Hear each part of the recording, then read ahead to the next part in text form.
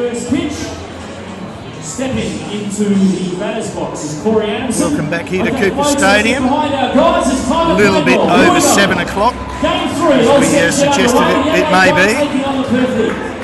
This magnificent production brought to you by Duct Air Conditioning, MC Sportswear, Marshall Batteries, Colts Baseball Academy.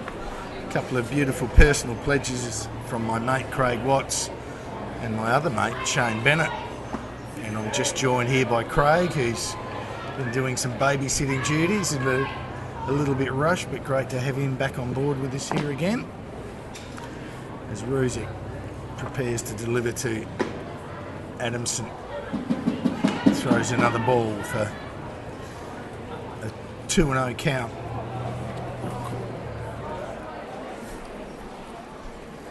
Ruzic works inside again, 3 balls.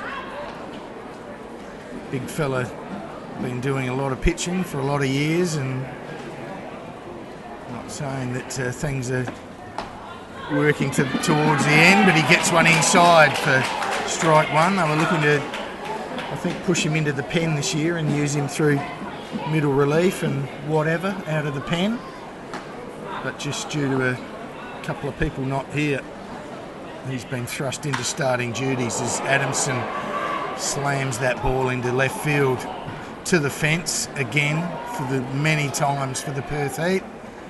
Ben Lodge makes a nice relay throw in. So welcome, Watsy, and you can relax now, mate. You're here where you love being and Thanks, at a mate. baseball game. And Absolutely. Thanks for that. Well, that's a big start for the night. Obviously, Dushan Ruzic would like to have had a better start to the match than that, but facing quality hitting, he's got to get in front early, getting behind on a 3-1 count and throwing a fastball high and away, and such a good hitter like Adamson's going to drive that ball to left centre, as he did for a double. here's the man, Adam Milker, that I've calculated is batting somewhere around 700. Well, 7 for 10. Yeah, well, there you go. I don't have to be Einstein. No. It's actually quite good as a hitter when you're in that first 20 or 30 at bats. Actually, even before you get to that 100 at bats, you can work out your own batting average, which you actually know. And that comes from somebody that used to be called Stats. So did have that nickname every now and again. But be good for the Bite to get the start that they were looking for early. As Milker knew that he missed an opportunity there, if you could see him kicking himself, you'd be seeing it, because he was all over that pitch. Well, Ru's a power pitcher. He's been a guy that's been up around that 91 to 93 mile an hour for most of his career. As you'll see, he's dropped down a little bit, and for such a guy that's actually 6'7", 6'8", he's dropping down. And traditionally, pitching coaches and coaches won't ask their 6'8" pitchers to drop down. They'll ask them to come over the top to get that kind of dominant angle. The problem is with Ru, he didn't have much movement on it. He made it actually as flat as what a 6'8" guy could do, throwing 93 mile an hour, so he wasn't going to be successful. But when he comes from the side as he is now, he has this amazing curl on it, and it's really, really hard for a right-hander to actually come in on the ball. And also you'll notice that his foot's coming right across the plate. So he looks like he's coming towards you as a right-hander. When you're standing in the box, it's really, really awkward to actually see that. Absolutely. So as a left-hander, you've actually got a little bit more of an opportunity to hit this ball, because it is going away. You'll see a lot of balls that way. Yeah. But you'll find that Ru, in the first inning or two, it'll take a little while to get settled. He doesn't throw as hard as what he does now. He actually throws harder later in the game. So, he'll come on once he gets his zone, once he gets his comfortable, he's comfortable up there, he'll start throwing a bit harder. But he's a confidence pitcher. He sure he is. A massive confidence. And you'll see it and you'll know it really early as they swipe third. Good piece of base running by Adamson. Just saw Ruzic not having good communication with his catcher, getting disgruntled, walking off the mound. remonstrating a little bit, came back on not thinking, so they swiped third. Absolutely, and he just took his mind off it a little bit there. He was, he knew he had a runner over there, but he wasn't thinking that he was going to go. Put that big high leg lift on, and Adamson took off straight away, first move. So look, there's some obvious anxiety within the Adelaide Bite at the moment, and it's only early days, but always looking to get off to a good start, and I'm sort of sitting and thinking how I'll evaluate what we've seen thus far and to be critical of Adelaide Bite, but really is Melker again just having a quality at bat just all over these pitches, and if he throws one again down the slot, it's a strong chance to be dispatched. But really we're just playing against a top class outfit that play baseball within their limitations and certainly using their strengths, and they are just superb. And he takes an inside pitch, never looked like swinging at it. Spurlow just was down at the Adelaide Bite bench and having a chat with Tony Harris and Paul Mildren, and they're in pretty good spirits as much as they can be. I had a good chat with Paul Mildren, and he was saying that it's really, really hard. The guys have, the 7 or 8 imports, they're all new guys. They've come into the fray in the last 7 days, so they're going to have to get to know their players a little bit more. It's the same thing with all the clubs, so we're not sitting there making excuses, but we've got a big difference. We've got, young kids that are our Adelaide guys, and then basically we've got the guys coming over from the US, so we don't have anyone in between, and that's what's kind of hurting us. When Welshie gets back, he'll show a little bit more maturity for us. Looking forward to this at-bat here. I don't think there's any love lost between these two guys either.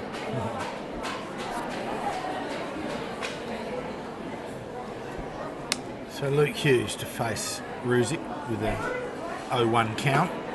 Gets one a little up and in for even it up at 1-1. Hughes, who I think is sort of been threatening without being the absolute dynamo that he is. However, sometimes it takes one swing of the bat and you're back in town. Not that he's going that rough anyway, and there it is. That ball is blasted over the centre left field fence for a 3-run home run to Luke Hughes. Look, he's a quality guy, and this is just an amazing at-bat from a major league hitter. Have a look at his swing, stayed compact, kept it inside. He's a compact guy. I'm just watching the replay now, and that was just a fantastic piece of hitting. He knew that Blue was going to come at him with a fastball, and a power hitter like Luke Hughes is not going to let one of those come through. 3-0. That brings to the plate designated hitter, Tim Canelli.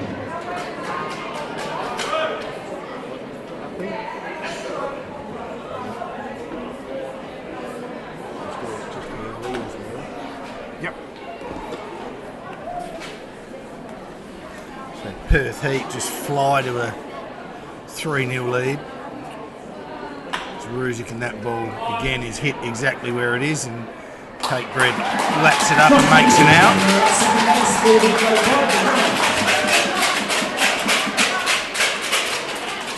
So Ruzic retires Tim Canelli.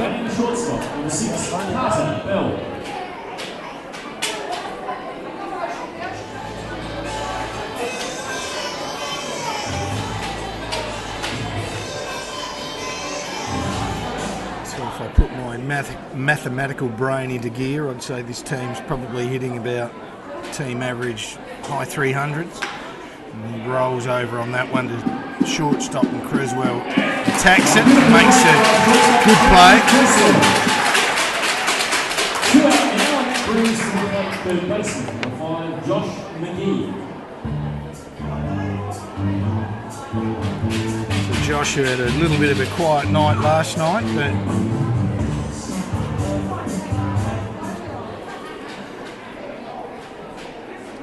first game was stellar. Although baseball is a bit of a game played by individuals within a team environment, if you're all ticking along and you help each other out, there's a broken bat, little flare to third base. So that finishes the heat. the top of the first inning with a Luke Hughes blast for 3 runs, giving them a very handy little 3-0 early lead. Not the start that Adelaide were looking for right there. Yeah, no, they would have been looking for a nice sharp lead, and yeah, unfortunately not the start they were looking for. Not the start they were looking for, but we know where we're at, and we're going to dig deep and show something. So we'll have a quick break, and we'll be back in a moment.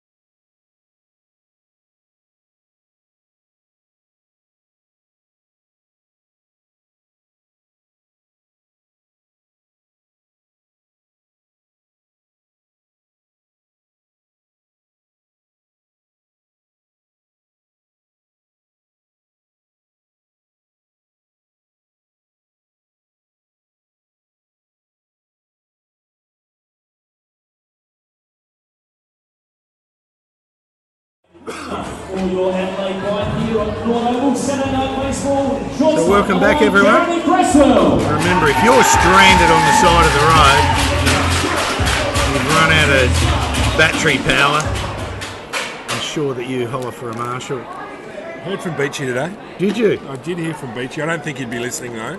I think he might have gone to the track over at Derby Day. Derby Day, there's no doubt. But I heard from Beachy today, and he was really happy with the broadcast last night, which was great. Fantastic. 0-2 count here. Speaking of Derby Day, if my friends the Judds are listening in, and Lisa, I hope you were on that horse in the last in Sydney today that you backed about a month ago when it won at $27 and $7 in the last. Gaze in awe. Magnificent. Thank you, Lisa. Did you get on it, Spurs? I got on it. As Creswell pops that one up. Lazy Miguel. Yeah, well, 5 each way. So, hardly a, massive gamble, but 150 for your 10. Gotta love that. So I'll play 27 again. 27 and 7. So next week on Friday night, or next Friday night game, we can have some Spurlow's tips. Spurlow's tips.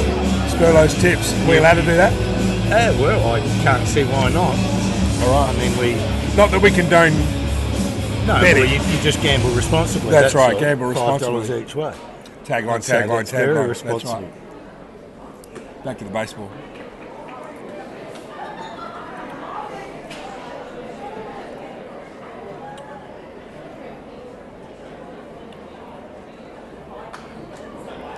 Once again, Josh Crakebread having a good at-bat, coming off a pretty good night on Thursday night. Had a couple of great at-bats last night. Was unlucky in not being able to pick up a base hit. Yeah, it's certainly where averages lie, because he's $2.50, which isn't too bad, especially for a guy there to do a job. But he's just, he's peppering left field at the moment. And probably just would like to. Probably needs to make a little adjustment. He playing club ball for the last 3 or 4 weeks. You see these guys, they come out and start throwing. They're facing the ace of every club ball team, and the top 3 or 4. He's just gone inside out a little bit on that one as well. And Adamson, like all good centre fielders, takes charge and gets him out the way and takes the catch. So I was having a chat with Tony Harris earlier tonight, and we talked about Melendez and his injury from last night. It's actually a reoccurring injury he suffered from last night, so he did that. as he ran through the fence, he kind of hurt his back or his shoulder, Okay. which has been around for a little while. So good to see him back in the lineup tonight. It was just a bit of precautionary last night. Any clarification on that play last night? Absolutely. I did speak to Tony about that, and there was no leather on it at all, mate. He didn't touch it. No, he didn't touch it at all. Well, So it there you go, mate, folks. So anything I'm saying on here, just don't even believe No, me. but it was pretty Wow. tough, and there was a great photo on the Rips great that base hit left field. hammers that one around the corner for base hit to left field. McGee was tracking it, but that ball was Number rocketed. 29, first baseman Justin Howard. Jumped through his mitt for a base hit for Nate. That'll make him happy. For Justin Howard, another guy whose average is probably not telling the true story at the moment. He's been competitive and solid, just can't come up with the numbers. As Mitchinson is up and out to him first pitch for a ball. Yeah, you'll see him taking some hacks tonight. You know, they've got their first couple of games in.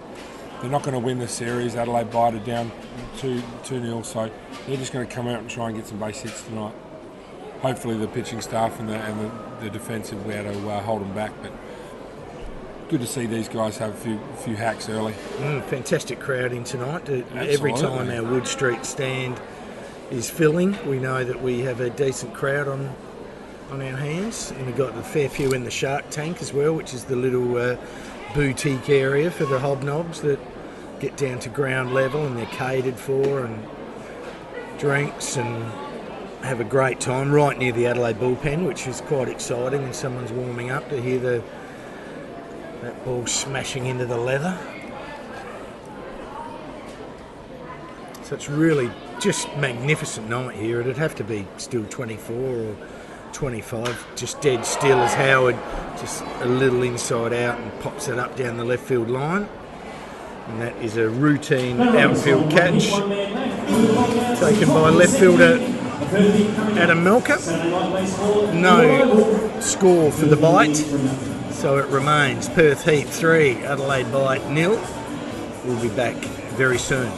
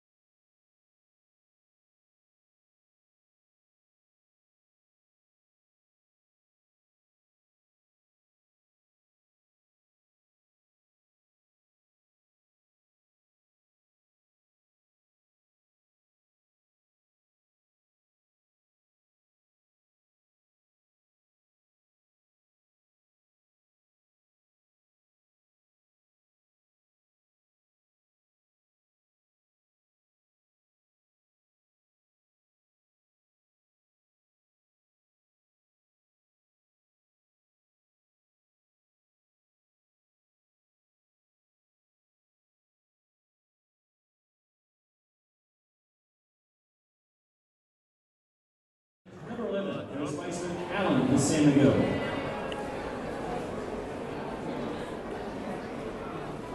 So after the routine nervy stutter by the bite, only chasing 3 this time, Ruzic looks to compose himself as he throws like a wild pitch.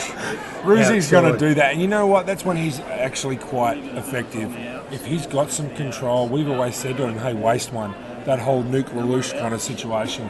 If the hitters don't know where they're not going to, Yeah, dig right in and then try and get them. Absolutely. They're going to be a little bit off balance, just Yeah. like we were talking about last night. So if Roo can find his spots, you'll find that Wally Marks and Tony Harris will actually tell him, "Hey guys, make sure you throw one away now and again, buzz the tower a little bit, keep him off balance, and then come back at it." But he's got to find that zone, and until he does, it's good luck, Perth Heat. Yeah, well, they're as he fires in a much-needed fastball to make it a 3-1 count. Yeah, you know when the big fella is really up and running, he's just he's up on that mound and he can't wait to get the ball, and he's coming at you. He works extremely quick. He likes to work quickly, but he walks D. San Miguel with a pitch that he threw 4 times out of 5. Just couldn't make an adjustment, couldn't get it across the plate, and it's just been a little bit like that. Just really haven't had a pitcher that looks absolutely in sharp condition at the moment, and that's a combination of things. Again, not trying to be critical, but when you throw into the Perth heat, you can't be throwing Look, highs. you're right. There's a whole bunch of issues the guys are seeing. They're putting themselves up against. Obviously, it's the first series. There's a little bit of nerves for each starting pitcher when they come out. Also the catching factor. We've got a young catching staff, a real young catching staff. A staff is a good play here. That's a great play by the Adelaide Bite. I tell you, it's not a play that you see very often either, a 3 to 6 to 1. That really is an incredible play on many facets. Obviously, Howard being a lefty, it helped him to, turn the first leg. But, Creswell summed it up, and Rude hustled his way over there, and with a great throw from Creswell, just beat the runner in Kevin Clark. And that's a high quality double play, and more of it, please. Yeah, more of it. Absolutely. That's gonna help out the Adelaide Bite right now. They're going to be feeling a lot better about themselves, and hopefully they can kind of take that into the batter's box next half here. Well, those sorts of things, as we know, and there's another ball, and again they're just drilling that ball. That really high up off the bat, and he's legging a triple. Just superb running, absolutely superb running, and I'm either haven't been up here enough to be watching, but looking like balls that are not that well hit, but they're just skipping away from the outfield. Yeah, you're right, mate. The angle that we're kind of sitting on right now, even that ball that was hit out there in the first half inning by Adamson, that ball didn't look like it was hit that hard, but the ball seems to be travelling a little bit today. The guys are picking the gaps. That was a great piece of running there. He came around second base and he looked at his coach Steve Fish, and Fish said, "Hey, come on, come and get me." And that's really good, being aggressive so early. They're holding a 3-0 lead. They're going to try and get that guy over there to third base and score him from here with 2 out. It's it's a mindset. That's how they play. That's why they are what they are, because there's you've coached a heap, and you ask and ask and ask for aggression on base and run things out, and you never know, etc. But it just still seems to be something that is lacking a little bit in a baseball game. And to see a guy straight off the bat absolutely motoring and really just not having anything bar triple, and it's not exactly a massive park. No, you're right. There's a fine line. There's a fine line between being aggressive and being silly on the bases, and that was aggressiveness. There was no doubt that he had in his mind he was hitting a double. But when you see your coach saying, "Hey, come on, give it a go," you've got to bust your butt and get there. A perfect example this year was when Washington brought up Bryce Harper to play for them. His coach said to him at 18 years old, 19 years old, as he fouls it off the left field. His coach said to him at the start of the year, "I'm not going to stop you from playing the game that you've got made you here. I want you to run the bases hard. I want you." In his first week, he was belting out doubles that these older guys wouldn't even dream of, and he was putting these outfielders under massive amounts of pressure, and it was quite an enjoy to watch. Oh, absolutely. Speed is a factor in this game. Certainly not underestimated by. I never had any of that, so I don't know. Well, yeah, but you just sort of could hit the ball 400 feet, which also sort of helps too. Yeah, but these guys seem to be able to do that and speed now. Magnificent athletes. That ball again is sort of hit magnificently. Melendres reads that beautifully. Cruises in and takes a catch. So we hold them scoreless, which is extremely important. We'll be back real soon at the bottom of the second. Perth Heat 3, Adelaide 0. The Adelaide Bite coming up. We cross now down to field level with Leah. Hey guys, tonight, Bite fans, I'm down here to introduce you guys to Chopper, our mascot.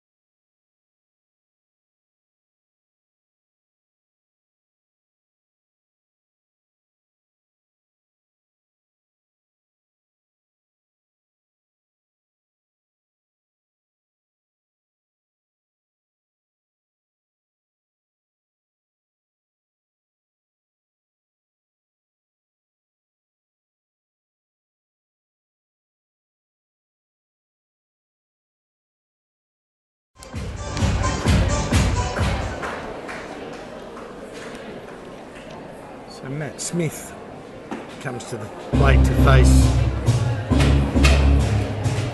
Mitchinson. Matty had a good night last night. We were just saying that he picked 3 walks after his K2. Didn't put that on ball, but that's one of the parts of Matty Smith's game that he really has worked on, is just being selective. He's an aggressive hitter, so it was really good to see him pick up 3 walks in a game last night. Absolutely, he's a hitter. So what that tells you is he's tracking the ball. He knows his zone. He's comfortable. So important things, because when you're a bit fidgety in there and lacking some confidence, it's not a great place to be. Another breaking ball that he was hanging, but he just got out and rolled it. Yeah. Just rolled over on it and gave McGee a bit of fielding practice. Now batting number 35, right fielder Angus Roger. Here's a guy tonight that I'd really like to see do well. Angus, really want to see him get a couple of nice hits today and stay back. He was pretty disappointed with his night last night after having a chat with him, so expecting some big things from Angus tonight.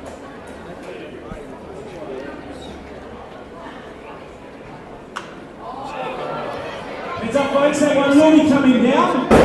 Pops that foul. Comes and play on off hands, keep it going. There we go. Nicely taken by young Jack. And your stick, Jack, thanks to SA Power Networks.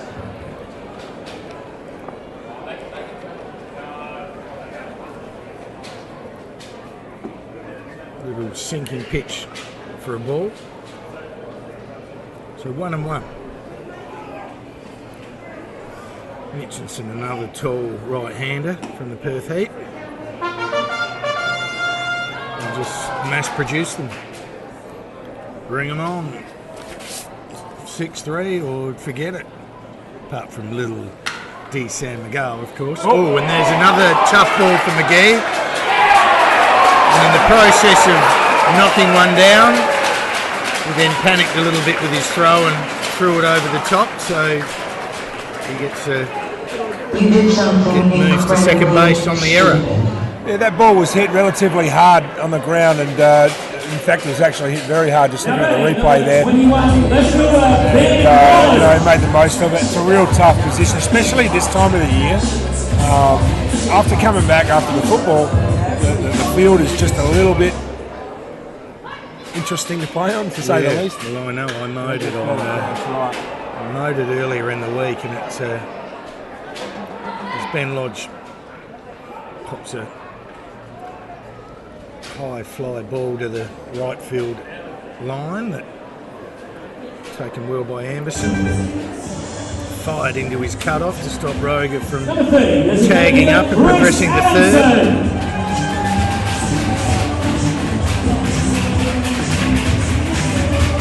Hope you're enjoying the broadcast here with this vision. I mean, we've got increased our software and technology here, so we're actually seeing a little bit of it for the first time ourselves, to be able to look over and see what you're seeing. And as we've always said, for a couple of guys sitting in the grandstand with a camera and a microphone, we're pretty pleased with what we bring you.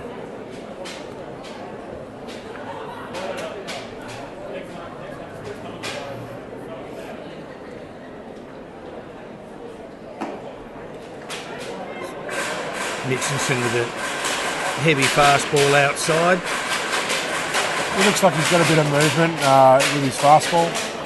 He works on the outside part of the plate a lot to the right-handed hitters, just what we've noticed in the first couple of innings. So the Adelaide Bite guys have just got to get over the plate there. And Adamson just hit that where it was, and that has landed as Anderson was attempting, and he's legging it to second. Got a strong arm, Anderson, but Adamson, as we discussed earlier, even though it was a pop fly down the right field line, he got on his bike and got moving, and when it landed, he was in motion, and that motion took him to second base. So a great piece of baseball by Chris Adamson. Absolutely, another pitch on the outside part of the plate there. He just leant on it, had a little fly out there to right field. But that's all he needed to do. Great effort out there by McGee. By Anderson. Really tried hard to get out there, but just unsuccessful. Ball goes under his glove, but comes up and makes an absolute rocket into second base to make it a bang-bang play and just put a bit of pressure on. But see the score at 3-1.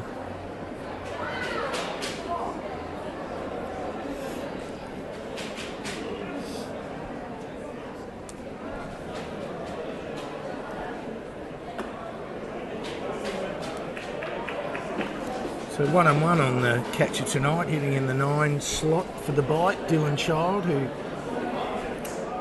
caught game 1. He slowly worked into it and he got a nice piece of the ball at his last at-bat. Very young in baseball terms, didn't have a huge amount of innings this year in his minor league club. He's another guy that, you know, got changed over from being a shortstop at 16 years old. He was in the Australian team, went up to the Australian Academy, and there was a lot of good shortstops up there. He led his last year in the academy. He actually led the academy in batting average. He shows some power as well. So when he went over to the US, he actually didn't get on the weights as much as what he should have the first year. Then didn't come back and then went over there and kept going on the weights and became a bit of a catcher. Oh, wow, that ball is smart. That is gone. It is a 2-run home run from Dylan Child, and he is legging those bases. What's he? What a fantastic piece of hitting by Dylan Child. Got himself in front, found a pitch that he could hit, and he absolutely smashed it over the left field fence. Congratulations, Dylan Child, on his first ABL home run. 2-run home run by Dylan Child, ties the game around 3 runs each. Well, Spurlo, that's certainly given the Adelaide Bite fans something to cheer about and given us a bit of excitement up here in the commentary box. Perhaps these guys are just sort of stages that, you know, not so much average crowds the first night, but we've got a big crowd and they're turning it on. Look, it's just fantastic for them because, you know, they're young. He's just a young fella and we're a little bit green, but just sensational. He absolutely smashed that. Yeah, great piece of hitting.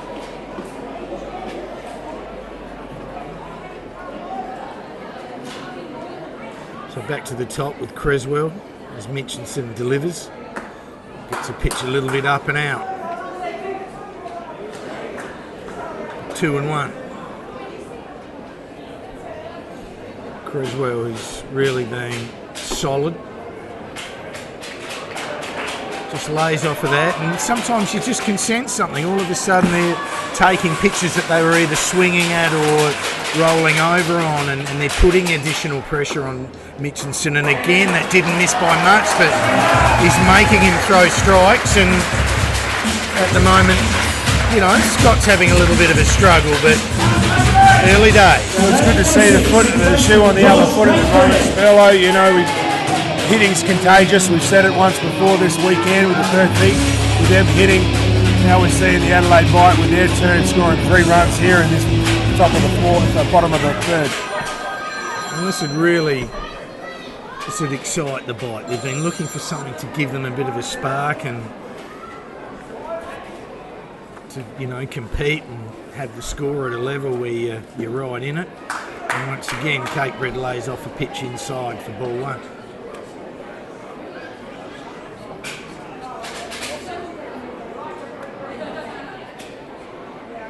So with Creswell on first.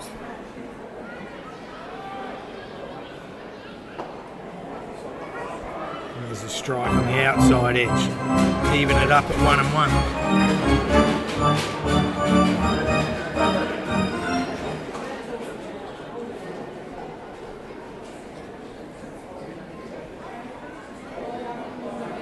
So Mitchinson from the set delivers, gets a pitch inside that he hoiks around the corner, foul.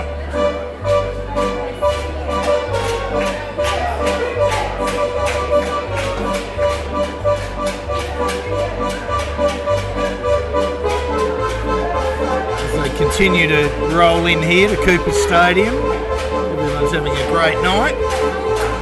Got the polka going at the moment. Johnny Russell next to me here. He was up and on the table. And there's a delayed steal, beautifully done by Creswell. Just caught them napping. Montezuma stolen base there for Jeremy Creswell. So Clark, who's not the quickest of movers and not blessed with an absolute powerhouse arm, but a solid catcher, just got caught in his heels a little bit. Delayed steal from Creswell. Cressy works on that actually quite a bit. And that ball's hit straight through the second base hole. Creswell's held, and very smartly so. An absolute bullet from Amberson. That was great coaching by Chandler then. You know, he saw that, you know, he's seen the last inning that Amberson's got an absolute fantastic arm. He's come up and gunned a couple already this inning. And for him to come up and he's thrown an absolute bullet into the catcher Clark, and Coach Chandler held him up.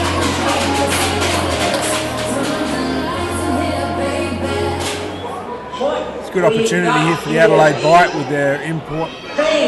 Melendez coming up to the plate. Runs at first and third and 2 out.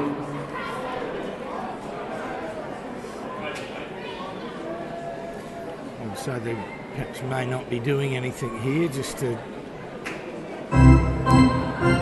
let Melendez have an at-bat and see if he can find the pitch. Because Mitchelson is battling. When you're battling, you're more likely to make a mistake. And this guy, even though his average will not tell us that, is certainly capable of hitting a mistake pitch a long way. So this is going to be a very interesting at-bat here for both sides. Mitchelson steps off, goes through the signals again. Just all little things starting to reverse here a fraction. And he delivers. And that pitch, little change up outside, 123 k's an hour. He's been clocking into the 130s, high 130s.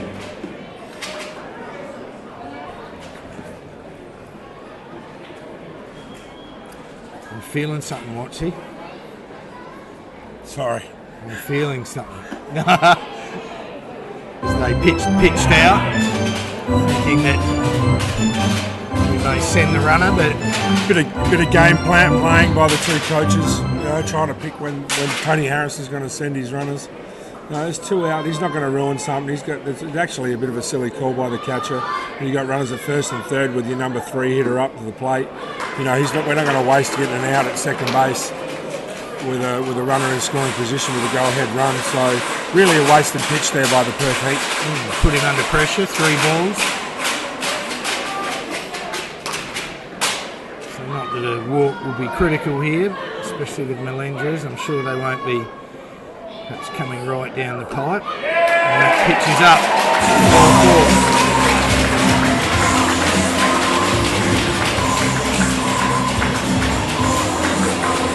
4-4 and the bases are loaded. So from a hard hit ball by Angus Roger, that was a hard one to handle at third base. He got on and they've built from there. Absolutely. What a great little situation that we've had here with 2 out with the Adelaide Bite. Now got the bases juiced with Justin Howard up to the plate. Hopefully he'll be able to knock a couple of runs in for us. See their pitching coach, ex-Major Leaguer Graham Lloyd, having a nice long chat out there with them.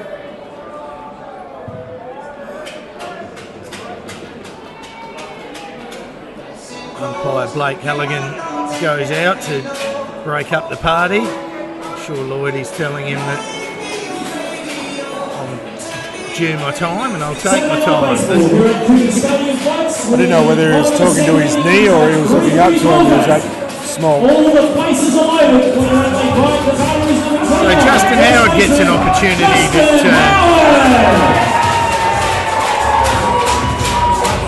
everyone has at some stage of their career with loaded bases, 2 out. righty versus lefty. Pitcher just struggling to find a spot. Just begging for a strike, but just can't find one. The big, solid Howard takes a strike. Look, at the moment, I would suggest that where Mitchinson is and just this situation, it was not a bad move to take a strike. Make him throw one. Doesn't look like he's got anything that can beat you. He's got to come back again. Tries to throw a slider that he stays up and 2-1 count. We looked at Howard to find a pitch over in the zone right now for him to drive to get a nice base hit to score too. That's what he'd be thinking right now. It's Mitchinson, and there it is. It's a broken bat shot. Little ground ball to DeSant Miguel, who piffs it over to Mitchinson, and they get out of trouble, but not before the Bite score 3 to even it up. Terrific inning by the Adelaide Bite. We've got a real ball game on our hands. We'll have a short break, and we'll be back in a moment.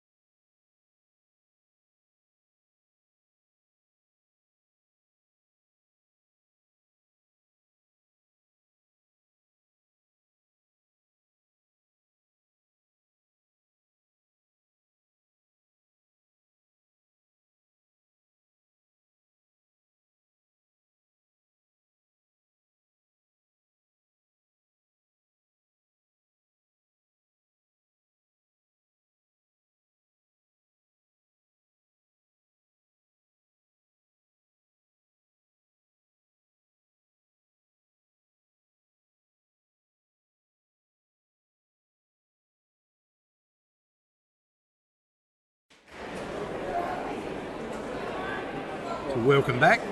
Big Dush Ruzik wheeling away again. Back to Adam Melker. Man in red hot form. Gets a slider inside that he chops down onto his foot.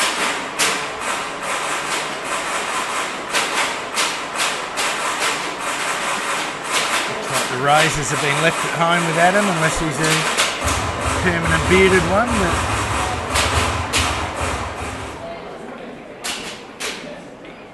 So Ruzik really buoyed by that last inning to bounce us back into this game. Needs to really stand up and have a dominant inning in the real engine room of this Perth Heat lineup. So Melker. Another pitch inside that he swings through. Strike three. Is a combined solar strikeout. You sick of striking out on your power bill? Combined Solar will give you every Bite supporter here tonight a free home energy audit valued at $250. Call Combined and find out how you can save.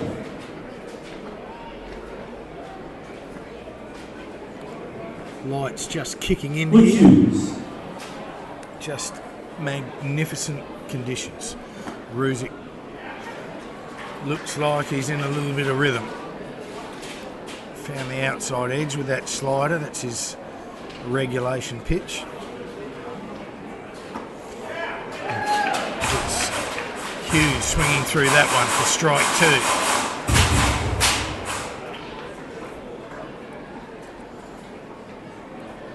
Child sets up outside for a waste pitch. Throws a heavy fastball. No waste pitch at all. Finds the outside edge for strike 3. Great piece of pitching by Dush Ruzic. Now batting, number 23. Luke Hughes looking after he hit him into Paynham here in Adelaide in his previous at-bat. For a 3-run shot. Only the second home run by the Heat of this series, but plenty of hits, plenty of good hits. Hitting that you admire, line driving into alleys, hitting pitches where they are. As Ruzic gets a strike outside for a 1-1 count. Tim Kennelly, who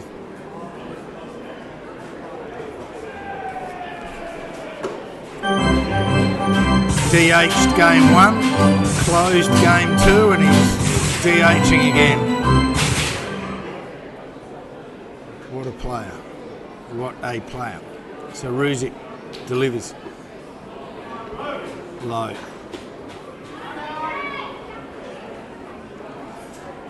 So 3 balls, 1 strike. With 2 out here in the top of the 3rd.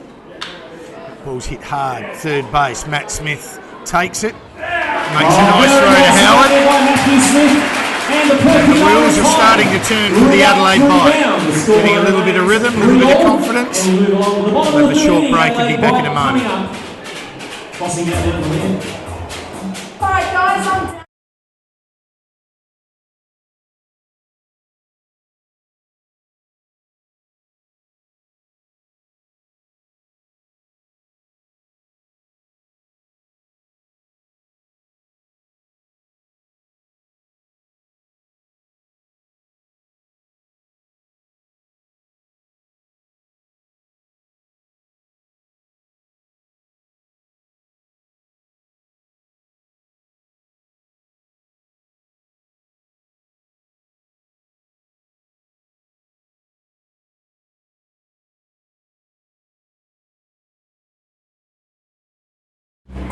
Thank you. Welcome back here, bottom of the 3rd inning. Just tell you about that offer that we're making by our magnificent sponsor, Duct Air Conditioning. Local proud South Australian manufacturer, carbon neutral company. They've got a free upgrade to their university tested, fully labelled Energy Smart system on any purchase of a ducted air conditioning system. So if you are in the market and you want some ducted air conditioning, you will be up there with the best. If you drop into any store that markets duct air conditioning, you will be upgraded if you mention Tony Mazzini, the Mutts, or mention the 10th inning. Take advantage of it, guys. Summer coming up. Very happy to have duct air conditioning on board with us. We thank Tony and his crew greatly. So we're back. Mitchinson. Smith pops that ball over the backstop for foul, strike 1. Foul ball will be yours to kick if you're quick enough to get out there.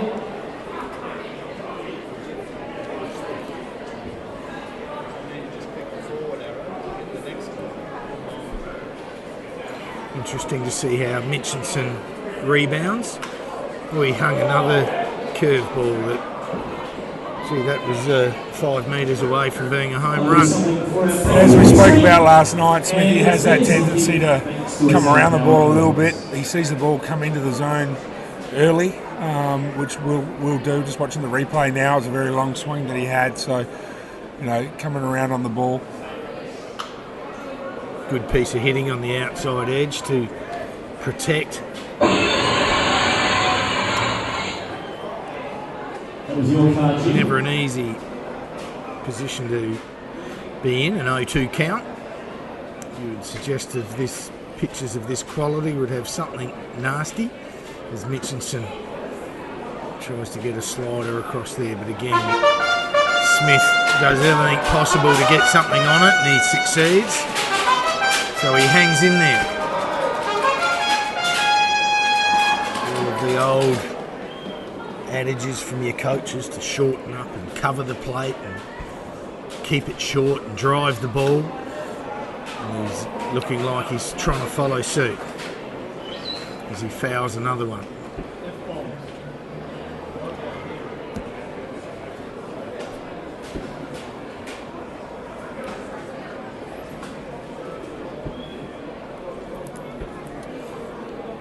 So Mitchinson still 0-2, gets a fastball, just caught Smith guessing, located beautifully, inside low fastball.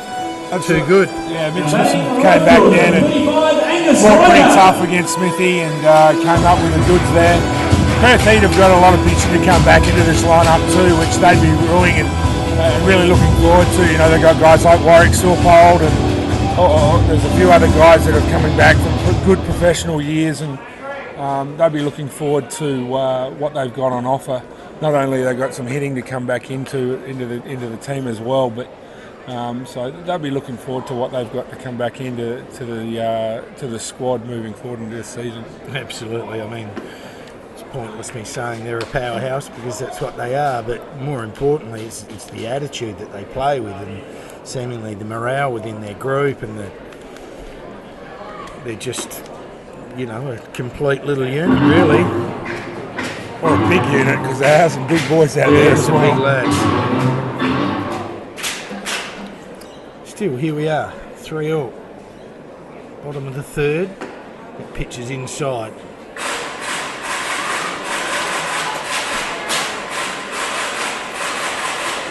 So Roger, who started things up with a hard hit ball to third base last time that I scored as a hit, but some may score as a error.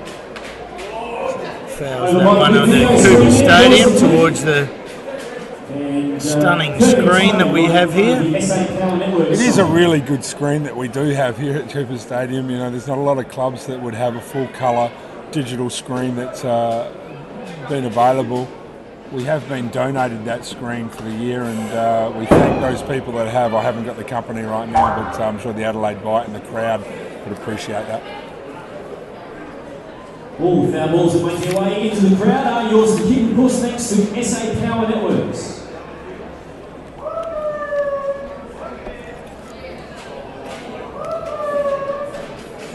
So Angus Roger, Mitchinson, outside and low for ball 4.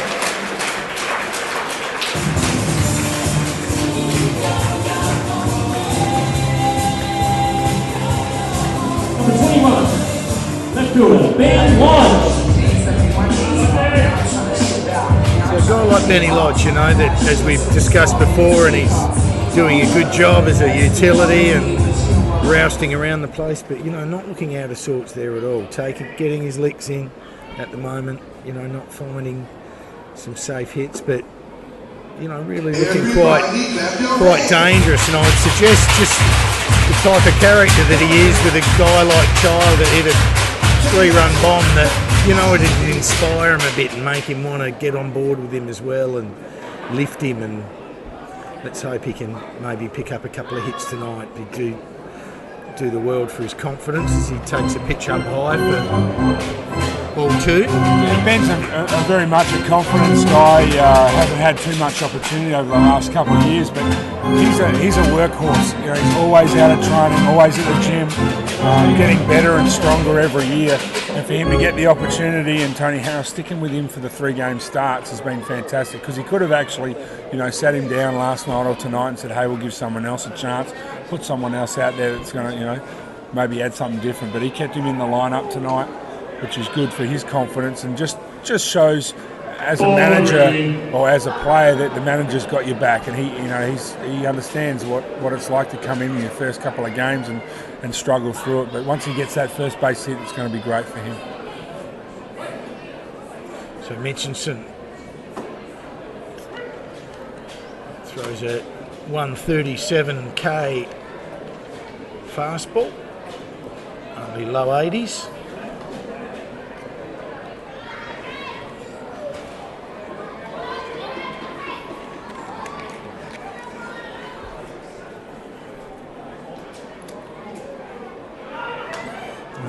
Play a bit of hit and run baseball, and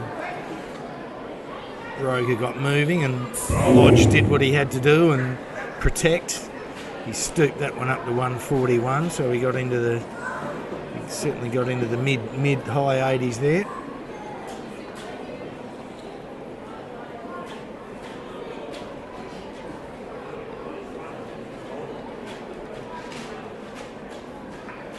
So Roger with a good lead at first base.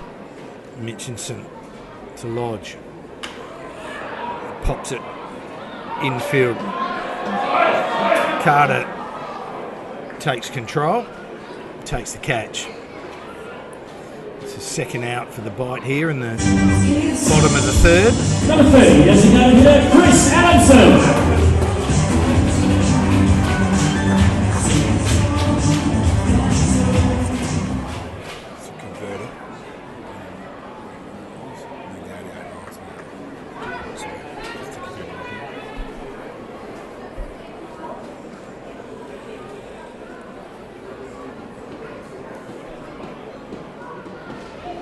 Chris Adamson, who joined the party in the last inning during a little rally for the bite. A nice base hit to right field in his first at-bat. Filling the DH slot tonight, caught last night. I think that'll probably be a bit of a regular with the bite. They'll jiggle and juggle their catching with him and Child. Yeah, I think that's what they'll look at doing. Tony will, platoon them once the pitchers start to feel comfortable with their catching staff and who they feel comfortable with. They'll have a meeting in the next couple of weeks and say, hey, I feel more comfortable with Chris, or I feel more comfortable with Dylan. So once they start to get that kind of feel, the batteries start to work, and Tony can actually have a bit more security in what he's going to do. Once we get into a 4-game series as well, you'll see him playing both games. So, and then DHing will just really come into who's hot, who's not.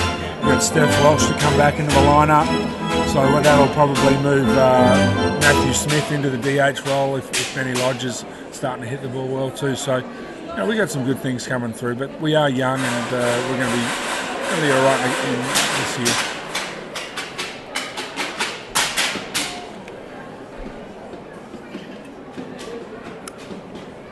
Mitchinson from the set. Yep, lovely pitch. Breaking pitch from Mitchinson. The committed Adamson, he tried to check but could not. So he strikes out, and that completes the bite and completes the third inning. We'll have a break and we'll be back in a sec. From inside the dugout now, presented by Burke Urban, where you get to learn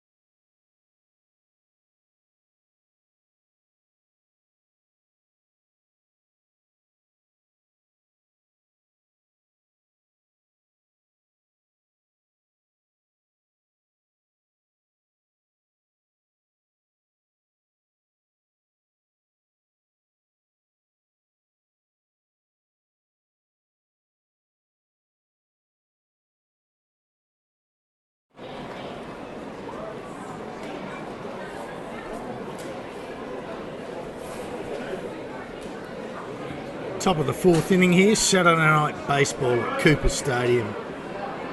What a place to be. Couldn't be anywhere else, what's it? Absolutely. Not on a Saturday night. Couldn't think of anything better right now to be sitting out here watching baseball. Great crowd again out here at Cooper Stadium. Beers are flowing. Got plenty to offer. There's been plenty of hits so far in the first 4 innings. Heads up over here. If we could have learned anything from our last couple of innings, we've just had a bit of a lapse, just an inning or two, whether it was early, middle, like last night. We're right in it to the 5th. Previous game 1, we got a slow start and then worked our way, and it was pretty even Steven. So if they can hang tough and play 9 innings of baseball, anything's possible. Carter Bell in the box for the Heat. There's big Ruzic. Delivers a fastball outside.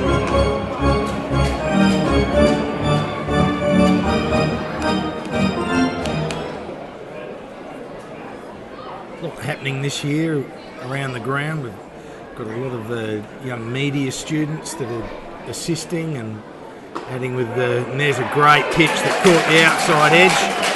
Carter Bell not super happy with the call, but yeah, you know, just so much activity for the kids. Run a little competition between innings. I know every state does, but it's just really good, and it's essential because this is you know, a great environment. Bring your children, and it's safe and it's friendly. It's been a really good incentive by Major League Baseball to, you know, get that participation in. You watch a lot of minor league guys coming through and minor league clubs. They're doing all the same thing. And what you'll find in a lot of the clubs around Australia at the moment, all of their assistant general managers or marketing managers are young guys, they're interns, as what they call them in the US, coming over, which is paid by Major League Baseball just to get experience so they can start working for some of these minor league clubs and once again, you know, work their craft and hopefully get up to the major leagues. Up to the major leagues in that area as well. Attacks it. Nice 6-3. 2 out in the innings, and that brings to the yeah, absolutely. It's you know, it's a young league. And I think it's being predominantly being run by young men, and I think that's good. There's some women in the league as well, which is great to see. Sorry, there's some women that have come over. We had a young lass come over and be with us for the first year of the ABL, and then she was with Canberra and worked with the ABL over the last coming, Megan.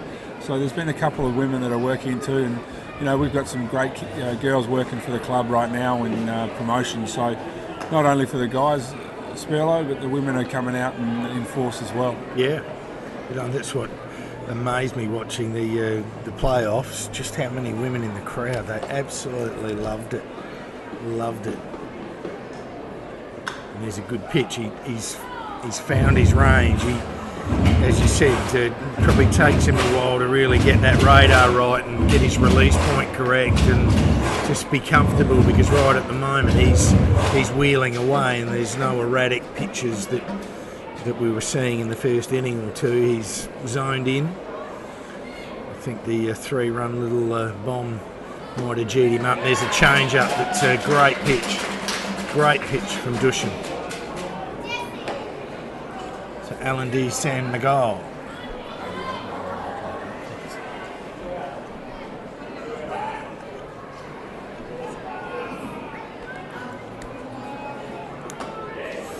Pitch just a fraction up. Had Alan a bit jumpy.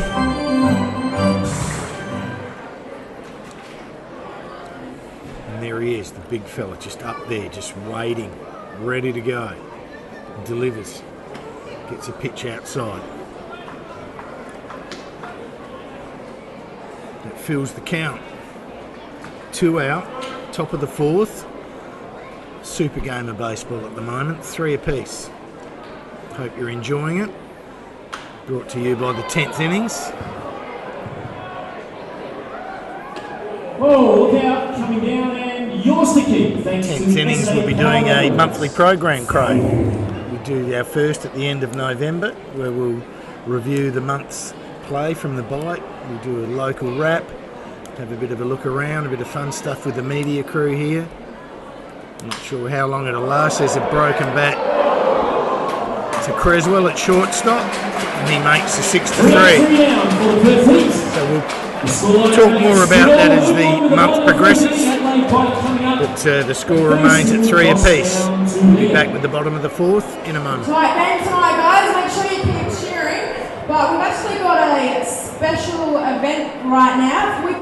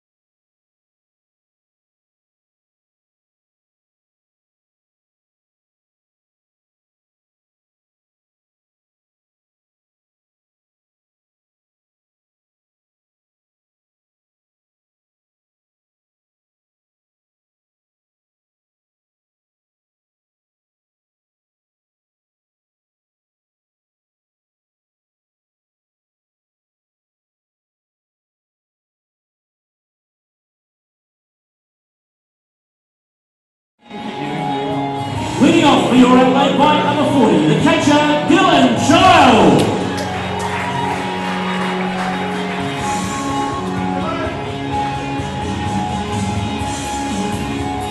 So Dylan Child strides to the plate for the second time after a 3-run home run.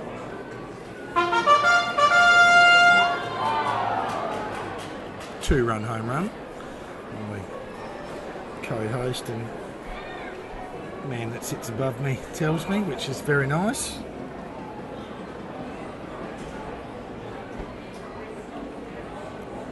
If I actually looked at my score sheet, I probably could have seen that, but we're not blessed with cameras just flashing things up and giving us information. Everything we do is calculated by our good selves, just to make this coverage as factual and as correct as we can. We're always interested to hear from you.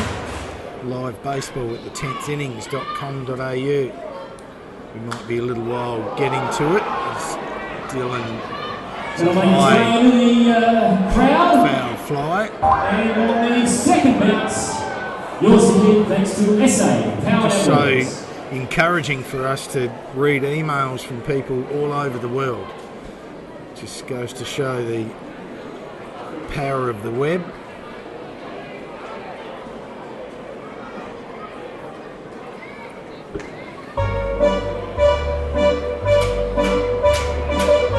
Dylan to be feeling a lot more comfortable after his last at-bats. Well, coming up and hitting his 2-run home run in that second inning, he would have felt a lot more comfortable coming into this at-bat, and also it would have given him a bit of comfort behind the dish defensively. So, hopefully Dylan can just settle in a little bit, have some good at-bats.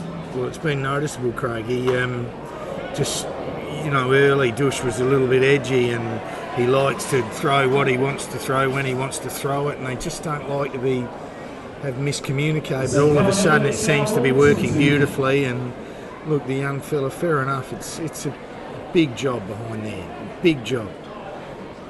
Calling the game, setting your field, just leading by example, full of courage, gun arm, as he strikes out. He just got frozen on a fastball on the middle in part of the plate. We go back to the top of the lineup for your Adelaide. Good pitch by Richardson there. He came out, he worked him on the outside part of the plate and then threw a nice fastball on the inside part of the plate for strike 3.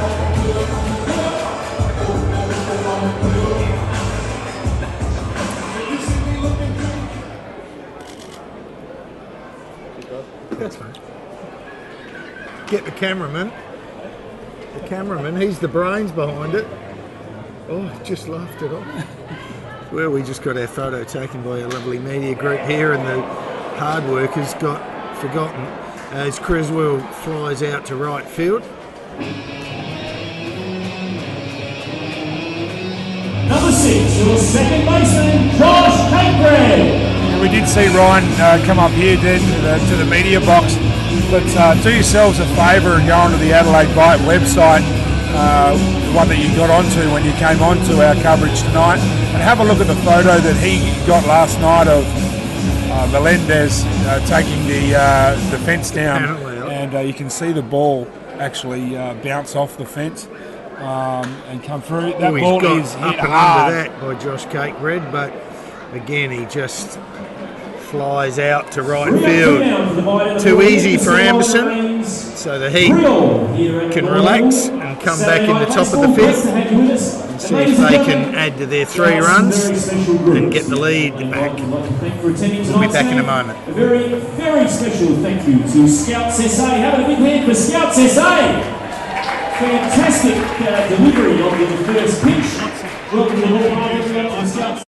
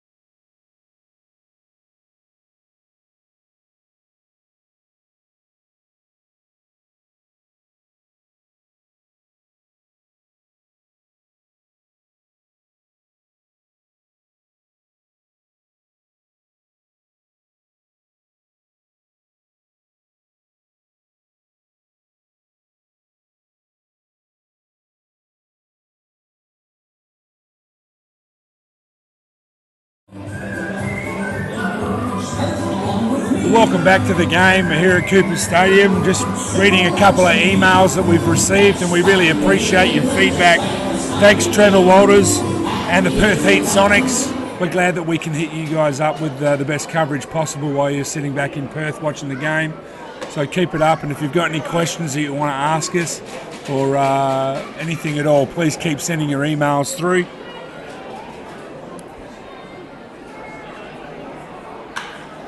Kevin Clark leans on one and smacks it down the right field line. The eludes Roger. He fires one in, but that's a stand-up double to Kevin Clark to catch it. He continues to knock the ball around, Big Kev. Also had another email from the General Manager of the Perth Heat, Jeff Hooker. Thanks for emailing us in, Jeff. Just letting us know that Anderson was added to the roster very late, and Stephen Bunbury, who was supposed to be on this roster, is not coming in until tomorrow, so he'll be on the next roster and we'll be playing for Perth Heat moving forward. So thanks again, Jeff.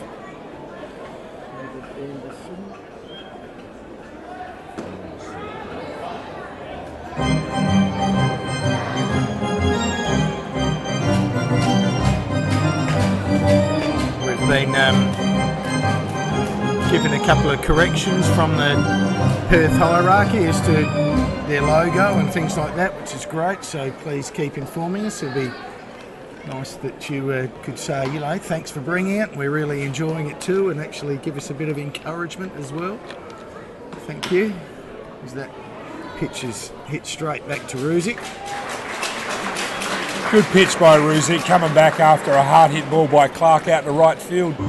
Really came inside on that hitter and got the one out. The original leadoff man, 1, centre fielder Corey Adams.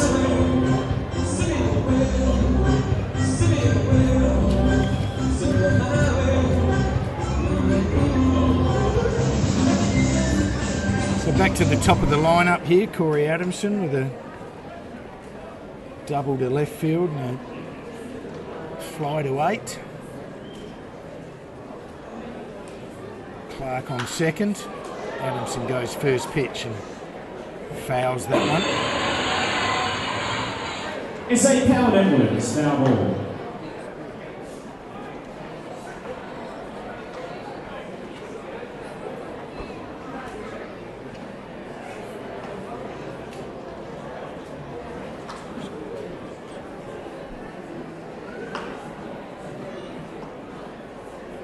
So Ruzic delivers again and that same pitch, just middle out, that Adamson's weight just slightly moving to right field, and hence the ball shoots off to left foul territory.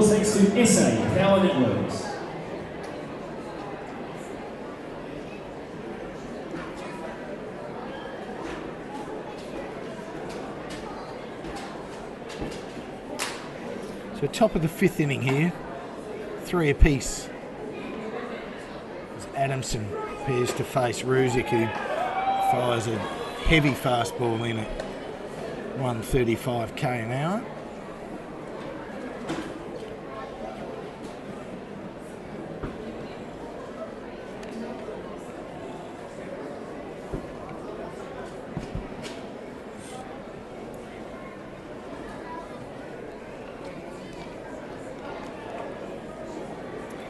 Ruzic taking his time, deliberating, prepares to deliver, gets a pitch exactly where he wanted it, but just missed outside. 2-2 count. With 1 out here. Top of the 5th inning.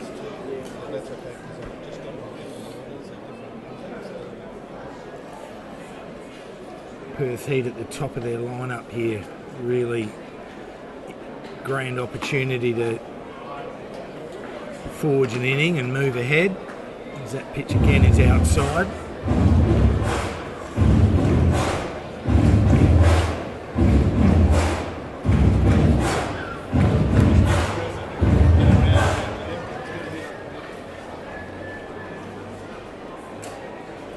So my very shrewd compatriot here, Pete White's asking me to move Creswell up the middle because he's anticipating a hit up the middle, but he gets a pitch inside that he pulls around the corner.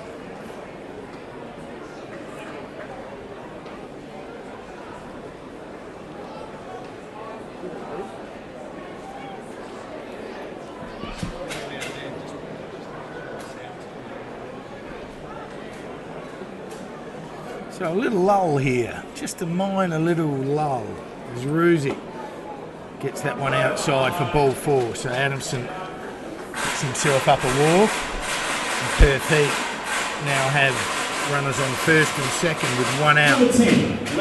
Yeah, Real would be a bit disappointed with that at bat there. He fought pretty hard and just lost him at the end, and it doesn't really hurt. We got 1 out with runners at first and second with Melker up to bat. Bit of activity in the Adelaide Bite bullpen. We'll see who that is, and we'll give you that update in just 2 seconds. Ooh. As Melker gets a pitch middle in that he gets his money's worth. Richard Olsen working in the Adelaide Bite bullpen, a recruit that we picked up from New South Wales, Sydney Blue Sox this year, playing for the Goodwood Indians. Australian native. So Ruzic again, another pitch inside. Not giving Melker anything to get those hands out at. He's been absolutely on fire, Adam Melker.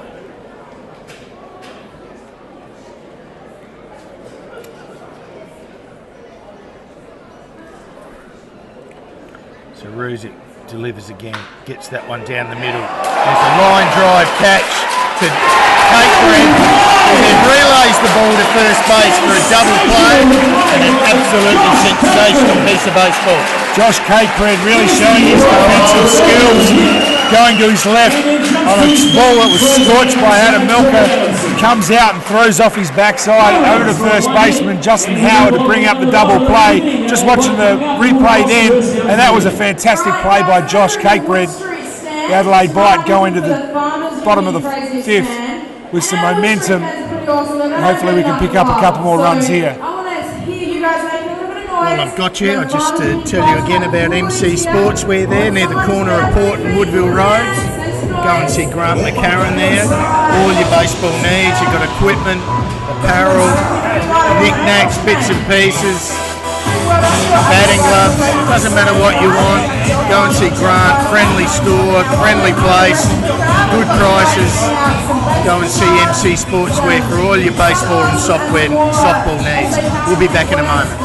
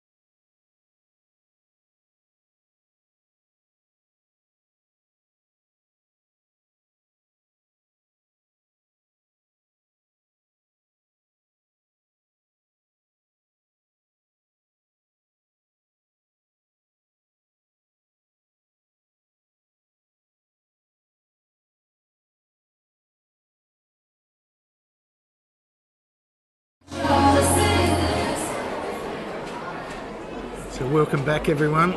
Beautiful Cooper Stadium here, bottom of the fifth. 3-all ball game, first pitch, Melendrez. It's a high pop fly to left field and routinely taken by Adam Milker.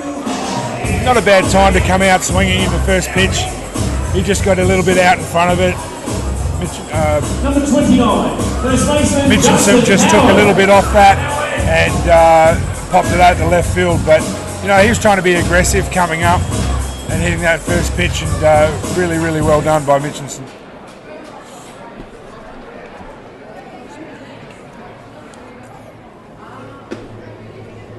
And Gail from Perth, thank you very much. You know, it doesn't take much to please a couple of old diggers, you know, so you're appreciating the broadcast and thanking us for it, and we thank you for tuning in and letting us know. It means a lot.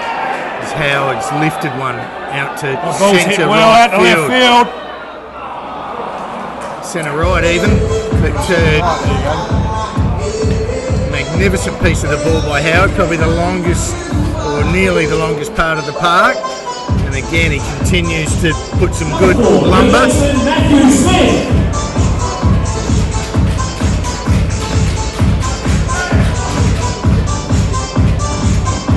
Once again, some fantastic camera work from the guys up here.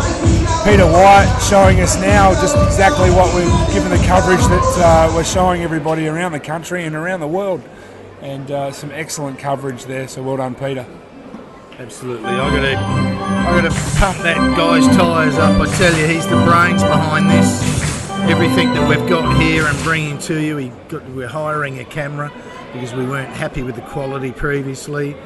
We're doing our best on very limited funds to provide this to you. It's obviously one to show off the bite and present it to you, but also because we really enjoy it and we want to be doing it. And again, I can't thank our sponsors enough, as Matt Smith has a woof at that one and snicks it to the backstop, that without Duct Air Air Conditioning and MC Sportswear, Marshall Batteries, Colts Baseball, Shane Bennett, Craig Watts, we couldn't be doing this for you. So we really appreciate all of those guys. And Page 6, which of course is Peter Wyatt's business, website extraordinaire. Basically, we can do ads, and we're going to construct some ads over the next week or two for our sponsors. and they'll be flashing through, and they'll have some words with it, and we can explain and give you some real context. We apologise to our people that we're perhaps not pushing them in the direction, and we don't want to provide information that isn't correct. So we're also going to start up a Facebook page in the next couple of weeks as well. So hopefully we can get as many people that like that, and we can have a bit of a sponsored page, get your feedback during the week and what you'd like to hear from yourself on your shows going at the end of the month, and also in live coverage as well. So yeah, I mean, we've said all along that at the end of the day, we're probably bringing this for the Perth people, and when Melbourne play here for the Aces people, and etc. So they're the ones that probably, you know, at your local club, and you got a function on and you want to promote it, or you got a past Players Day and you're missing a few people, and we might be able to send out a hoy and see if we can help you out. So we're more than willing. You just have to work with us. That's a really good point there, Spurlo, because Perth Heat are coming back to play against Adelaide in the new year, I believe. So maybe if some of the Perth people want to get something out there, or get some ads on, do whatever they want to do, they can give you guys an email. Yeah, absolutely. Leave alone send out a hoy to my sister at Gidgee-Gannet, the magnificent Gidgee-Gannet in the northeast of Perth. Well, whilst we're throwing out ahoys, I can say hello to my mum and my wife that are all over there at the moment as well. Well, why not? Well, I'm from Perth originally, as you guys know, so a good boy. Grew up in Melville. So as we see the Okay, come to the end. And we'll stay on here for a moment because this feed just pans over to right field. And just to give you a bit of an idea how many kids we got here tonight, they're off on their run. And check this out. You're not envious of this? Look at that, there's hundreds of kids out there. This is sensational.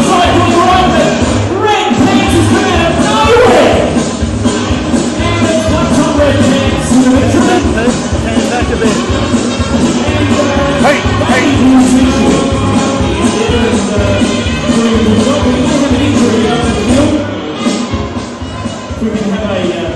We can have one of the scouts out there, maybe. Scouts are pretty good with injuries. Oh dear, one thing we didn't obviously want is an injury. And we might have one. Just a minor little muscle tear, let's hope. Suggest so. A bit of fun, someone got bowled over, but they do this in the minor leagues as well, and this is what they show, this is what they do. It's great for the kids to come out, they get out on the oval, they get close to the players, and have a bit of fun. Unfortunately, that young fella, he might have a little bit of a sore knee or a sore head, but he'll be fine. He'll be out here next week when we're playing. And as we know, with all of our teams, with the people that help around the place, they're just so valuable. They're all basically volunteers, these people, and very caring, and very good-natured people. We're very lucky in Australia. Terrific breed, if I do say so myself. Your attention please, replacing who's ruling on the mound for your Adelaide. Just take a short break. We'll only be a minute away from returning. See you in a sec.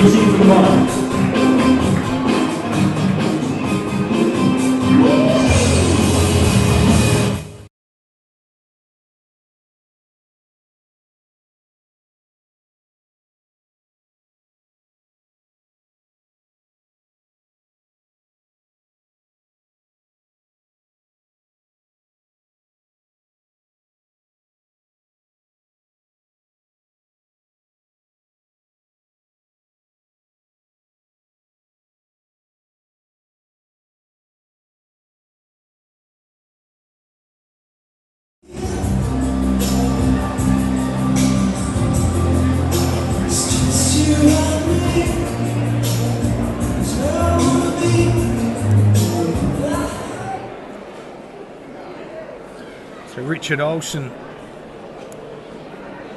relieves Big Dushan Ruzic. He did a terrific job. Just getting to a couple more emails that we've had sent in from Rushy. I believe it's the Rushy from East Torrens. We would love to show you guys some replays. Unfortunately, we're just not set up to do it.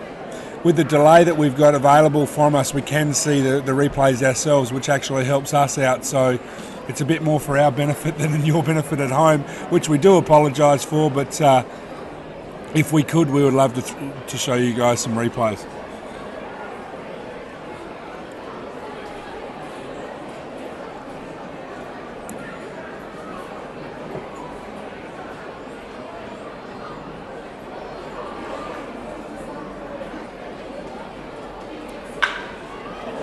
That ball was hit hard by Luke Hughes, straight through the third base shortstop gap for a routine base hit single for the champion. Yeah, Luke would be ruining. He'd be just so looking forward to this season. He had a really ordinary season in the US last year, where he just didn't know where he was going to be playing. He got traded, he got optioned. He didn't get optioned, and then he had to go and find a club there. He went to independent ball for a little while, and then went up to AAA.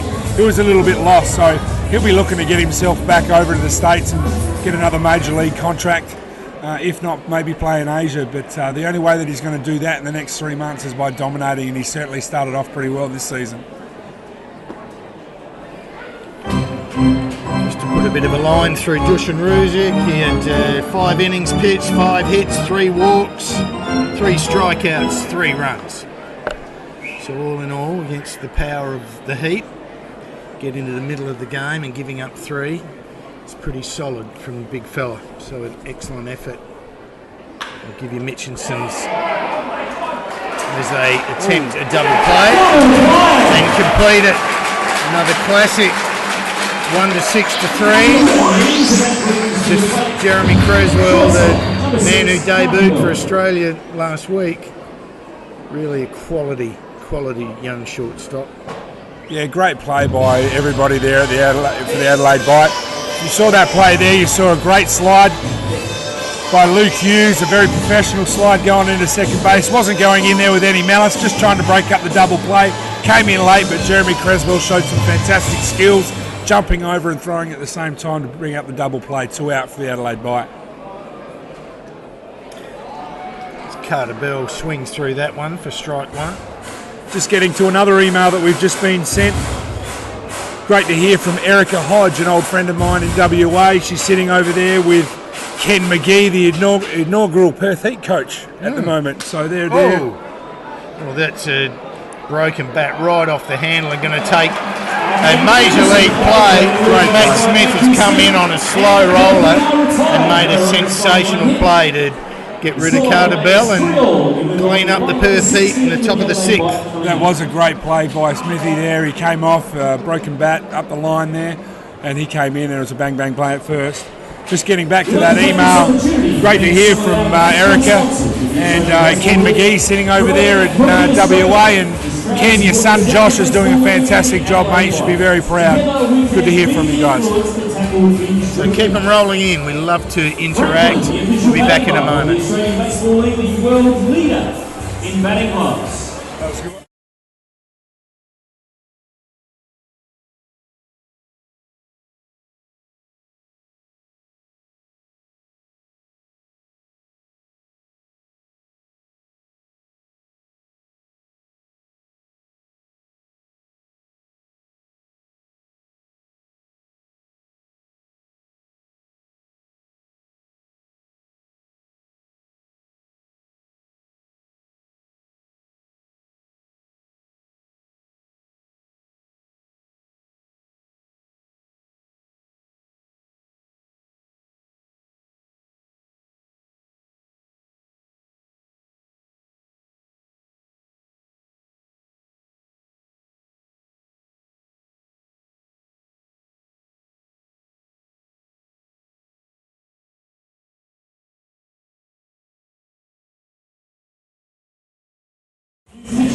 For the Perth Heat, number 26, Daniel Schmidt.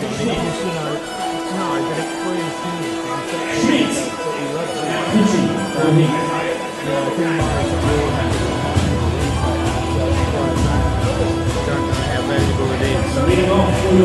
We've got a pitching change. Well, sorry, welcome back to Cooper Stadium. We have a pitching change for the Perth Heat. Daniel Schmidt, one of Perth Heat's gun lefties, has been in starting roles over the past few years, but now showing a bit of a relief role. Tremendous guy, and hopefully, Perth Heat, hopefully that he'll be going to be coming in and and shut the Adelaide bite down. I'm hoping that the Adelaide bite guys will have something to say about it.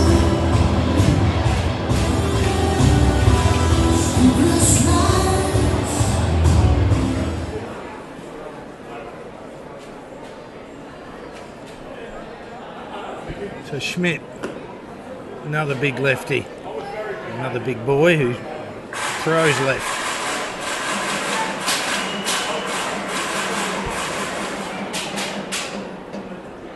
I'm assuming that the kilometre gun that the club supplied us is wrong at the moment because his last pitch was at 730 kilometres an hour, Speller. Yeah, well, he's up there. I tell you, I wouldn't have thought it was that quick, but it wasn't bad.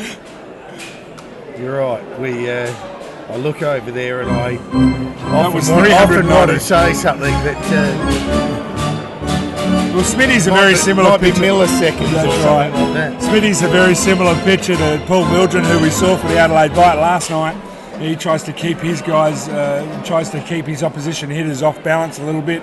Throws a lot of curveballs, a lot of off speed, a lot of change ups, and his sneaky fastball probably topping out around about 84, 85 mile an hour, but. He'll do a good job. Just having a look at Scott Mitchinson's line, 5 innings, 5 hits, 3 walks, 3 strikeouts and 3 runs, so did a really good job for the Perth Heat, Scott. Nearly identical to Ruzic, and perhaps that's why we've got a 3-all ball game, because the script of the 2 pitches was, Mitchinson started well, had a bit of a lull, where we scored the 3, and Ruzic started a bit slow, and that's where they scored the 3, and then he got his game together. So there's a pitch that Schmidt finds the outside edge of the plate, much to Angus Roger's disgust. A lovely little late tail caught the black. That's exactly what he does. He just tries and works you off the plate a little bit and throws it off. He does hit his spots very well. Once again, Daniel's been working very heavily, a lot with Graham Lloyd over the years. He has been somewhat of a protege of Graham's, and I'm sure that he's got the mental capacity of Graham as well. So when he goes up there, he doesn't throw overly hard, as Graham didn't throw hard. So just hitting their spots and pitching guys backwards.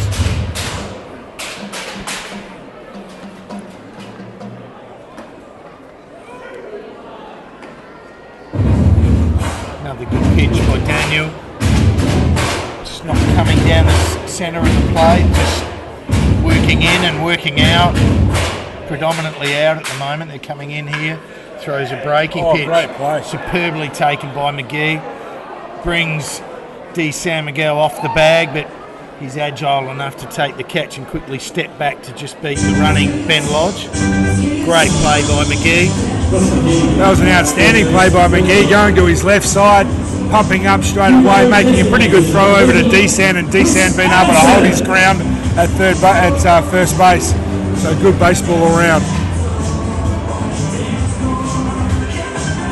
So Chris Adamson 1 for 2 tonight. Faces the left-handed Schmidt.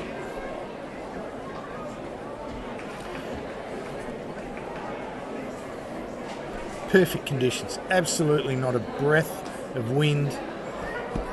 I would suggest it still has to be early 20s or something. It's just really, I think we've got a hot one tomorrow, up in the high 20s, early 30s tomorrow, as Adamson crunches that foul on the first baseline. Our new coach for the Bite, Ben Wigmore.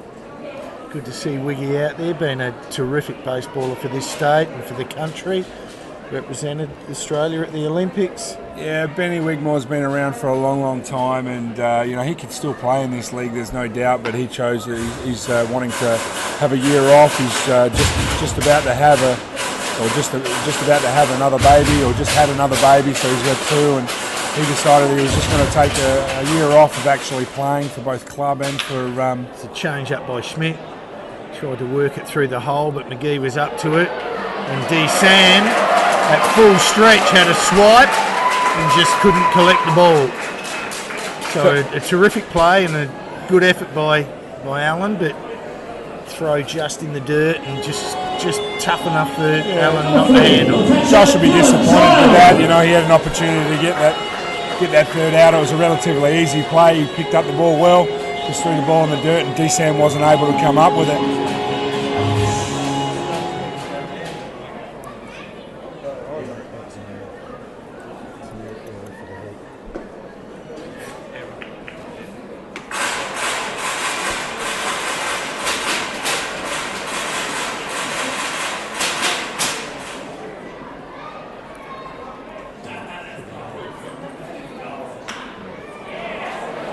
Ball's hit the second base. Child hustling up his line, which is encouraging. A routine little play for Luke Hughes. Completes the sixth. This great game continues, 3 apiece. We'll have a short break. We'll be back real soon. Adelaide bike game with $1,000 cash.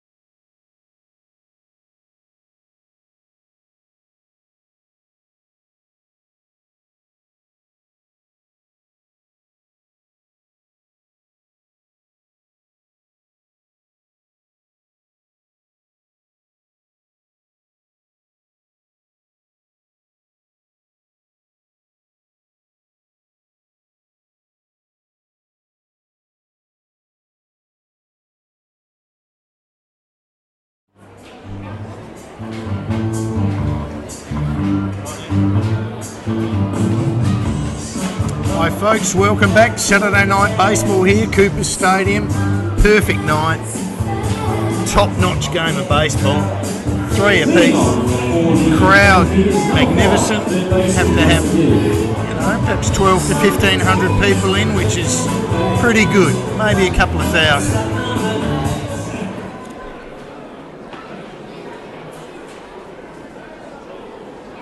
Got Richard Olsen. Whoa, look out over there in the Wood Street Grandstand. It's a line drive, it's a Power Networks. Throwing to Josh McGee, who fouls it. Josh McGee. So Olsen.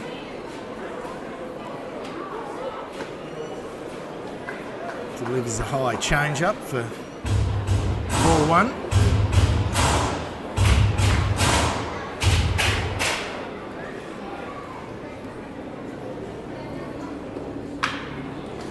Ball was pulled to second base Cakebread. And he makes the play. Cakebread.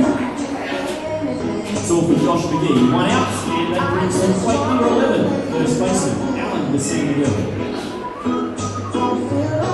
So Josh, who's peppered the ball around the infield tonight with an E5-6-3-4-3. Or sorry, a fly 5.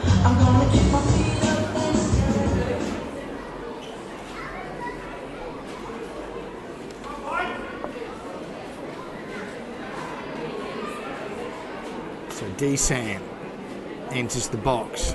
And Olsen delivers a pitch in the dirt for ball 1.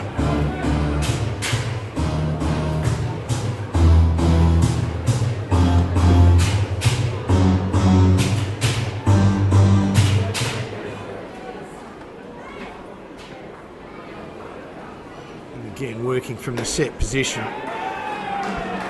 Gets a fastball by him at 137 k's an hour, about 82, 83 mile an hour.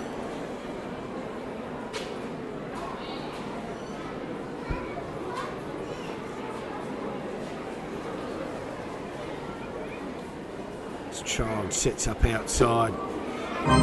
He hits the glove, but a little low.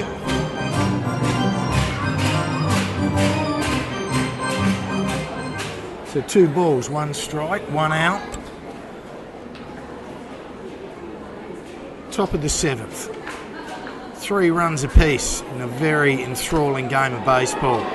So that pitch is chopped down into catcher Child, and he shakes it off.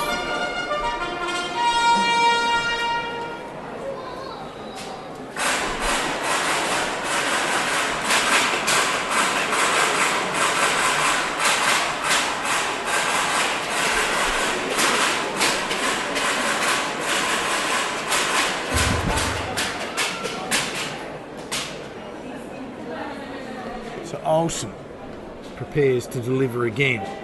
Throws a breaking pitch that Child supports him with. And a little sloppily throws it back over his head. No one on, no damage. Just all part of the tidiness of baseball to keep it as pure and as clean as possible. Olsen delivers again. Fastball. Creswell looked like he could have made that play. It was always going to be tough, at least field it, and he went to ground and it just eluded him. He knocked it down, but it's a base hit to San Miguel.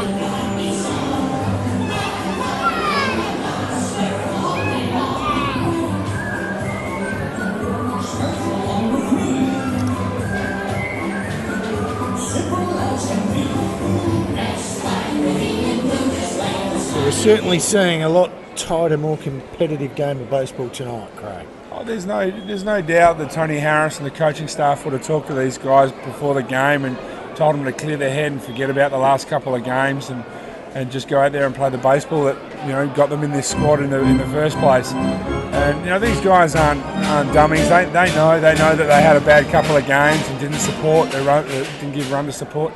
But the pitchers didn't give it up. Didn't help their cause either. So it's good to see all these guys coming up and competing. As we see a ball hit Clark in the middle of the back, that doesn't tickle anyone, no matter how hard you're throwing. So just a little bit of a worry there for Olsen. For his, look like you need a cannon to hurt that man, though. He's a powerfully built He's unit. a solid unit. There is no doubt about that. He's a big boy. He fills out that uniform very, very well. See a bit more action. The $1 million baby, the $1 million arm over in the Adelaide Bite bullpen in Rinku Singh. So in his second year with the Adelaide Bite, fought visa issues again to get over here, and now he's here to compete in his third year of the ABL, the $1 million arm. Olsen, fastball down the middle, strike 1.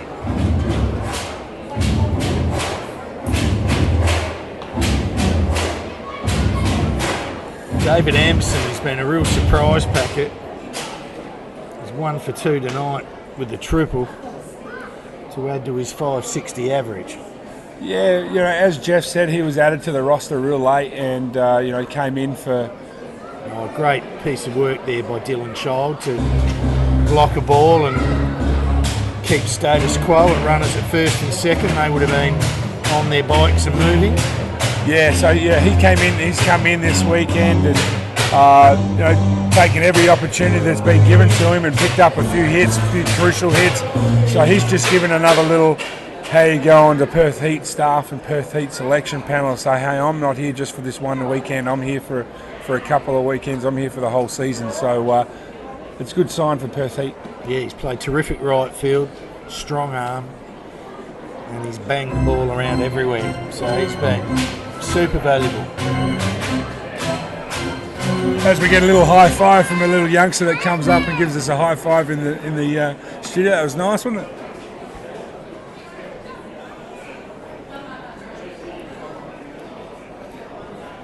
So Anderson facing Olsen, gets one off the fist that he gets to centre field, or Melendrez looked like he had that play under control, but it got through him at centre field.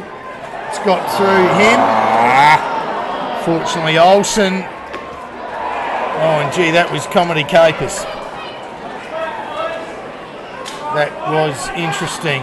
That was a ball sort of shot off the fist out of centre field that Melendres thought he had a play on. He approached it well, but it sort of died and bounced in front of him and unfortunately got through him. Yeah, look, I don't know what Matty Smith was doing there. You know, he got himself out of position. He had no reason to go out there and be around that pitcher's mound. That was a first base coverage at all times. When you got a runner coming in from first base, he's got to hold his ground over there at third base just in case that play's coming there. He had to run over there. He was short-footed, and the ball got away from him. They scored another run. That'll be the end of Olsen for the night. Disappointing. He'll be disappointed in that because he really didn't throw that badly. Got a couple of fisters, and in comes Rinku Singh, the $1 million arm from India. Yes, and to Richard Olsen, you know, there's life as a middle reliever. It's not a long leash, and as Craig said, didn't do too much wrong. So we'll just take this opportunity to have a short break while Rinku prepares, and we'll be back very soon. See you in a moment.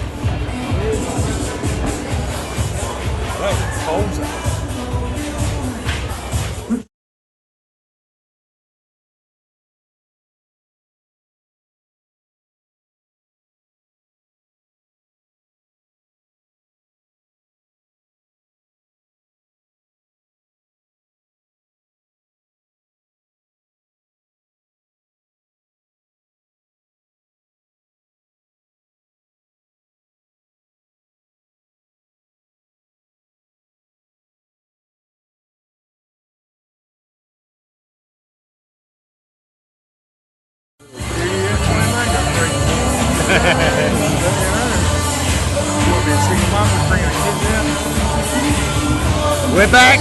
We are back. So Rinku is ready to roll. As I was just being set up with a hot date with a girl in the crowd here that my compatriot was looking after me. You could tell me when we're back on air. I wish. Tell me when we're back on air next time. Might have to introduce my own dating program or something like that. Use the big web to see if I can snare something. You're a good-looking bloke, Speller. There is no doubt. You're a good-looking bloke.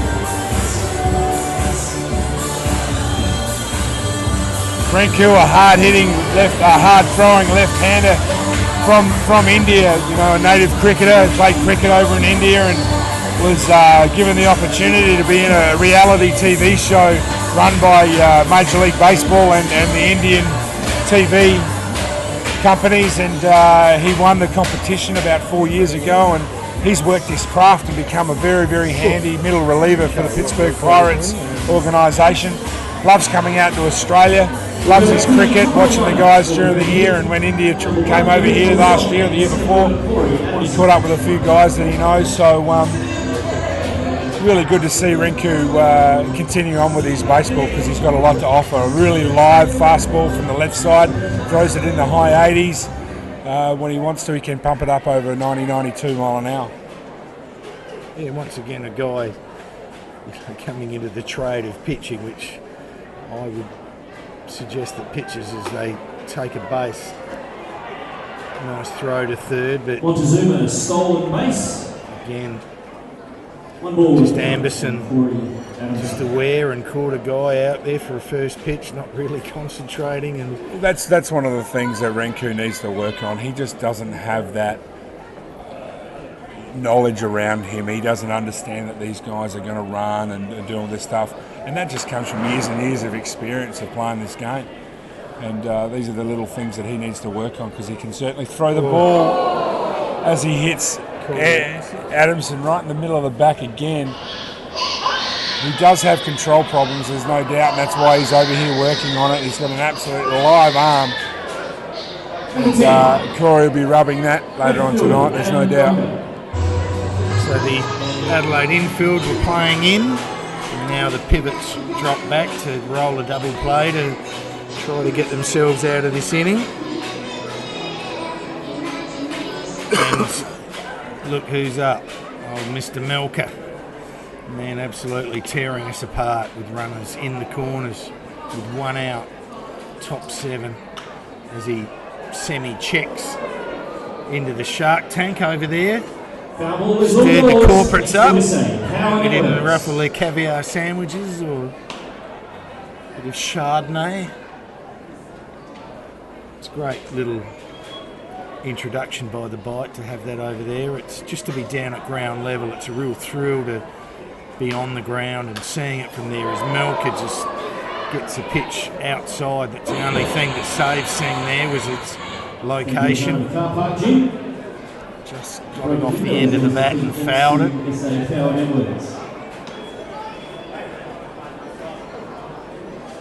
There are moments in a game that are critical, and this is one right here. One out, runners in the corners. The mighty Melker up to bat and Singh. Another great block by Dylan Child. That ball was in the dirt. It wasn't an off-speed pitch. It was a fast ball. He got over to the left side and blocked that. Runs at first and third. That's a great block by Dylan Child. I mean, I really, experience is everything, but when you've got such quality, you can see Rinku's just a little tight, and it's fair enough as he prepares to deliver to Melker as Adamson steals second. We've got a special guest who we'll introduce in a moment. We're very happy to have him here.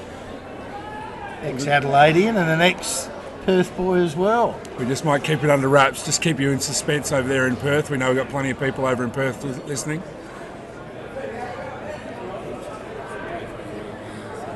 So Singh delivers and Melker fouls that one to the backstop.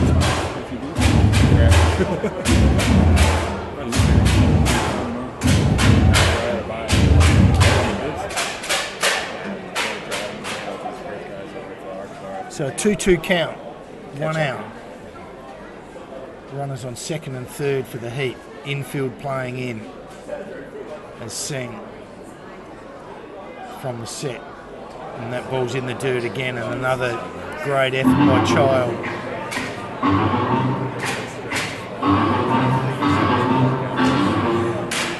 Yeah, Dylan just showing some maturity above his years right now. The way that he's blocking the plate and giving his pitches and his fielders, and his coaching staff some confidence to why they've got him behind there, throwing, that 88, 89 mile-an-hour fastball into the dirt, and Dylan's blocking it well. It's a bit fluffy at the plate too, so absolutely again just takes a massive swing at that pitch. He senses an opportunity at a Melker and he ain't leaving it behind. That's why Singh's coming up a little bit short on his change-ups and that, because he just doesn't want to sit it over the plate. So again he delivers and he hits Melker. Not from a baseball perspective, not a great thing, but from the team it was an open base, and I suppose if he's going to get there, that's one way to get him there. Look, as we see Tony Harris walk out to the mound now, Tony's not going to leave him out there for too much longer. He's only just got into the country. He's done his, he's come in, tried to do his job, was unsuccessful, and we're going to see a pitching change. Whilst we've got this change, I won't keep you in suspense any longer. I have with me right now a very special guest, not only an American player that came over for the Adelaide Bite in 2010, 2011, but also won the MVP of the league, was the batting champion of the league in 2010, 2011, and then last year was successful in championship with Perth Heat. I want to welcome Jamie McCollum. Welcome, buddy. Thanks a lot for that introduction, Watsy. Good to be here. Good to be back in Australia. Loving it. Good to see you, mate. So what brings you over here? I know that you really wanted to come back and play in the ABL, and you haven't found yourself an ABL club to play for just as yet, but you are playing locally for a club here in Adelaide? Yeah, I got a year and a half off before I have to go back to university as per my contract with the Seattle Mariners since they released me in the spring of 2012. So within 2 years I have to re-enroll in university. So I have a year and a half off basically where I can travel, have a good time, let my hair down. I wanted to spend some of the time over here in Australia for sure, where I made a lot of good friends. in the 2010-2011 season and 2011-2012 season. So, you know, I'm trying to enjoy myself, have a good time, and got hooked up with Penny and the Goodwood boys, you know, have a good southern summer, and playing in the SABL. Oh, it's great to have you back in Adelaide and in Australia. You certainly made a big impact on Australian baseball. You know, our inaugural year, you came up, you did win the MVP and the batting trophy. You nearly hit the Triple Crown the first year that it was available, and you just set it on fire here in Adelaide. But you didn't disappoint in Perth last year.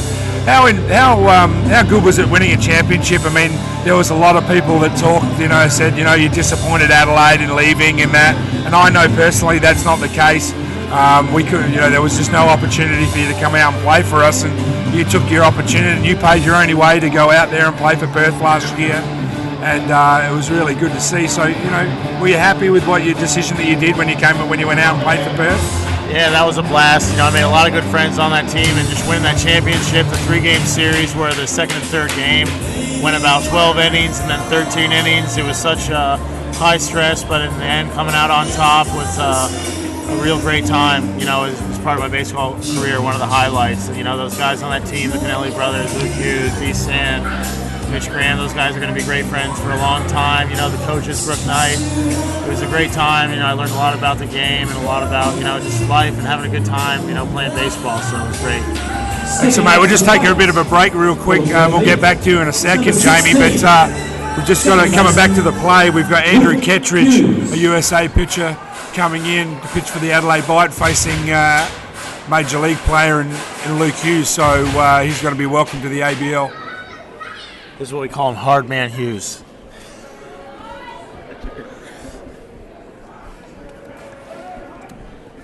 He's licking his chops right now with the bases loaded and the heat up too. He's really trying to add to the lead here, but hopefully for Adelaide's sake, he can the America can shut him down. It'll be very interesting to see how Andrew Kerridge goes. Very chunky right-hander. And as Jamie said, the bags are bulging. One out and Hughes pops up. Howard's under it at first base. That is called an infield fly.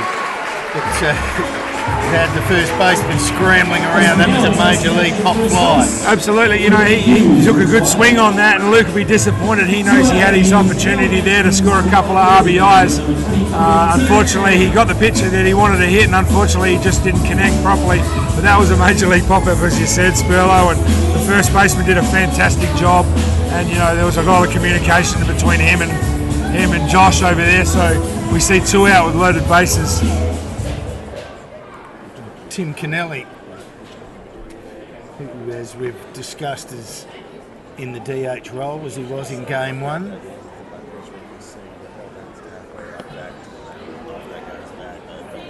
Dew, he's 0 for 3 tonight, hit some ground balls, and he pops up also. Josh Cakebread, second base, takes it, and the Bite get out of trouble, but not before the Heat score 1 to take a 4-3 lead at the top of the 7th. We now ask that you will all be upstanding. Time for the 7th inning stretch. We've got the 7th inning stretch happening right now, so whilst we have that, I'll come back to Jamie McCowan as we kind of sit here. And what's your take on the game so far, Jamie? It's I know you've been here from the start. The Adelaide Bite there fought back there for a little while, and the Perth Heat have come back and scored a couple of runs, got themselves out of a bit of a jam there, which was great to see. So what's your take on it so far? Yeah, my take on the game so far is, you know, after the last two nights, it's good to see the Bite have a little bit of bite, you know, and not get beat up by the Perth guys, you know, in the first couple innings. You know, the way the first game went down 7-0 in the first, and then yesterday getting beat 13-2, you know, to still be in the game at this point is good for baseball, at least, I think. And, you know, I'm not, you know, picking favorites or anything, but I want to see good games, and tonight's definitely a good game compared to the last 2 nights. Yeah, it is. You're right. The Adelaide Bite have really tried to stay into this game, and they've got their hands full at the moment with a veteran and a guy that you would have played a bit with last year, and hopefully had a little bit to do with it. Daniel Smith, he's a crafty lefty, what we call a crafty lefty. As I said earlier in the broadcast, he would have learned a lot from Graham Lloyd over the last few years. Have you had much to do with Schmitty? You know, I faced him the first year, 2010-2011 season. Then I got to face him. Yeah, I got to play with him behind him in 2011-2012 season, and you know, he's a great pitcher. He goes out there and competes. He loves the game, and but he's just the same as all the other Perth guys. You know, he's out there to take your lunch money, like the Perth guys are last year. You know, they're kind of bullies out there. They're gonna take everything they can get from you. If you make a mistake, they're gonna make you pay. And he's a great pitcher, but you know, he's gonna give Perth a good chance to win here at the end of this game.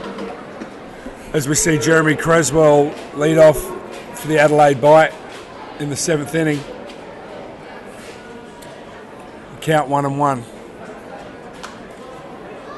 The ball's fouled back against the net. Brings us to a 2-1 count. Schmitty really comes after you with the cutter. From watching him from behind him from center field last year, he's really got a good cutter and a good fastball. So that's what he's going to try to get Creswell out with here.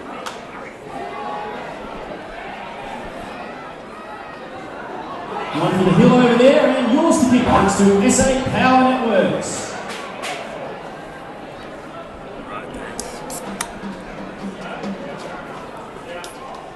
How's that set going?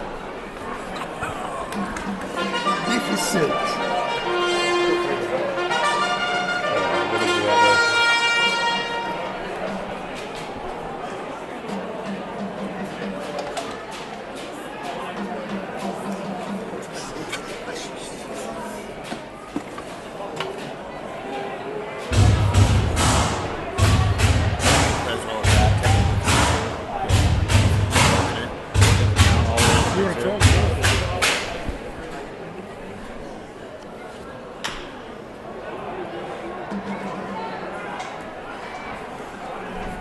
So we're going to bring you over to Jamie. Jamie's going to see out this inning. And he's going to give you guys some rundown commentary for the rest of this half inning. So I'll take you over to Jamie. Wow, thanks a lot, Watsy. Looking forward to talking about it. Here's another guy I played with, Josh Cakebread, coming up with one out in the bottom of the 8th. Bottom of the 7th, Watsy corrected me, facing Schmitty, lefty versus lefty matchup here. Great to see Cakebread get 2 hits against Virgil Vasquez in the opening night. You know, Cakebread's been playing professionally in the States the past couple years in Roswell, New Mexico area. Really a professional hitter. As a lefty, you know, never got a chance to play affiliated ball in the States, but really practices his craft and is a great hitter. Rips a ground ball, just fouled down the first baseline.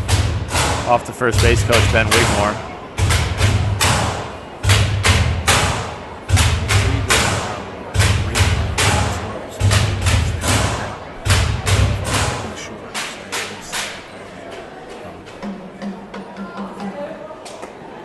Ball 2 inside to Josh Cakebread. Now he's got a 1-2 count.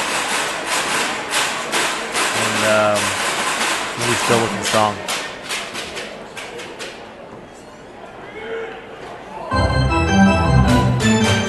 That ball in the dirt evens up the count 2-2 to Josh Cakebread.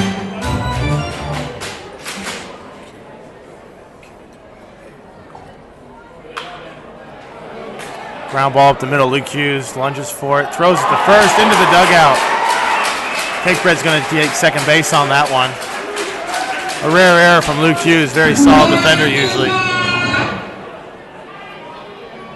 That brings the tying run to the plate with 1 run behind it, with the 4th run at second. And the American import from Miami, Nathan Melendrez, comes up to the plate here in the bottom of the 7th with a chance to tie it.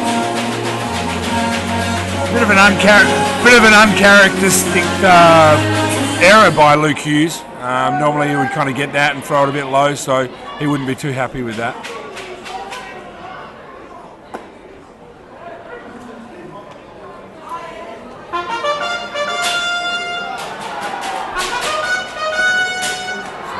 Schmitty throws his fastball over the outside edge there to Melendrez to drop Melendrez into a hole 0-1. There's strike 2 on a changeup down in the zone that Melendrez chased. Biter really looking for the American import here to give him a shot here. Hopefully tie this game up or at least bring us within 1 off Schmitty. But Schmitty's made 2 great pitches so far and put Melendrez in the hole 0-2.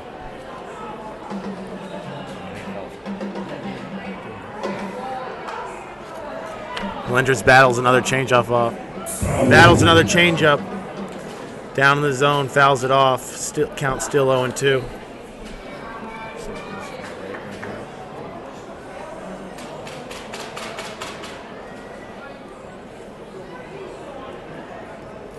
Cakebread not taking too much of a lead off second. His run doesn't mean so much. The run at the plate's the one that matters right here. Schmitty came in with a hard cutter there. Melendrez fouls it off into the first base dugout. He's battling right now. Not looking for anything to drive, staying behind the ball. Not worried about getting beat by a fastball. He'll foul that off, and the off speed he'll be right on. But yeah, definitely protecting out over the plate.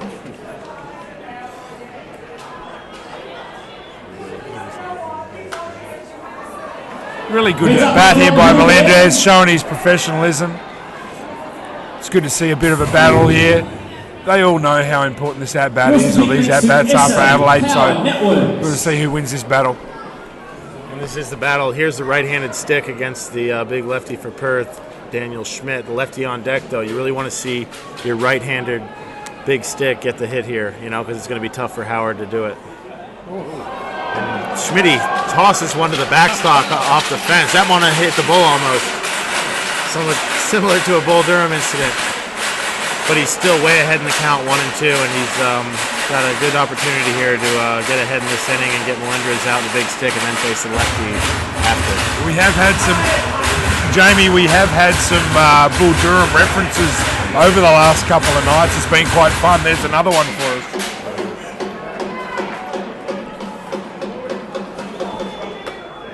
Fastball just off the plate outside. Brings the count to 2-2. This is about a 6-pitch at bat already. 7-pitch at bat.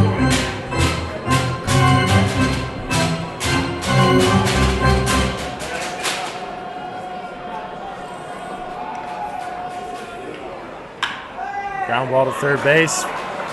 Picked up. Thrown off the bag. D-Sam off the bag at first base. That's an error by the third baseman. And that brings the score to within 1. Adelaide bite behind by 1. Score of 5-4. Perth leading.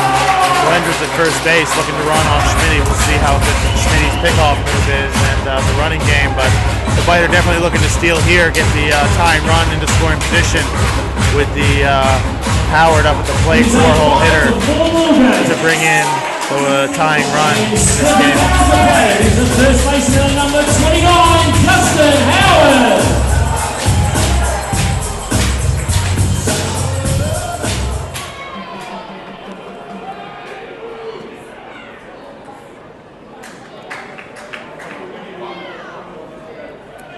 Wouldn't be surprised if the Bite try to score here and get Melendrez into scoring position so Howard can punch him in with just a single. Schmitty's not known for a great pickoff move. He's more of a pitcher. And ground ball back to the pitcher. Gets the out at first base for the second out of the inning. That was an interesting one there. The ball went into the dirt and D-Sand came up with it, but he was bubbling a little bit. I wouldn't have been surprised if the umpire had called that safe, but there might have been a little bit of an argument over from the Perth Heat dugout. And stepping up to the plate is number 4, third baseman Matthew Smith.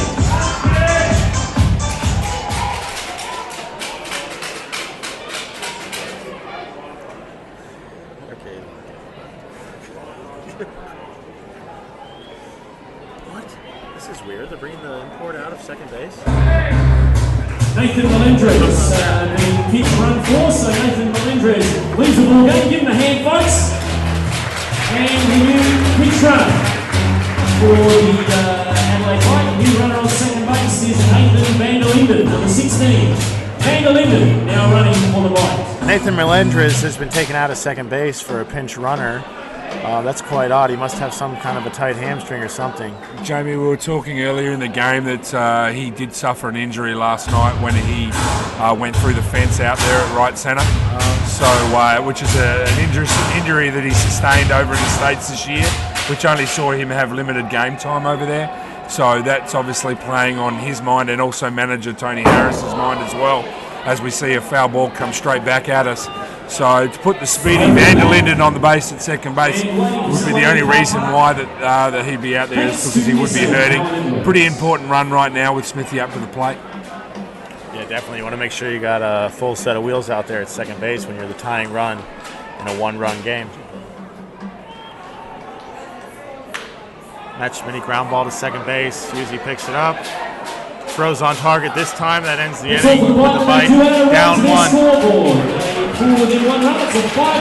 Well, that sees the end of the seventh inning, and just want to thank you very much, Jamie, for coming up and being part of the broadcast tonight. I know Andrew and I really enjoyed having you up here, and we have one question from somebody that's actually texted in, and I won't say who it's from, but we do want to know, do you wear or do you still wear pink Speedos?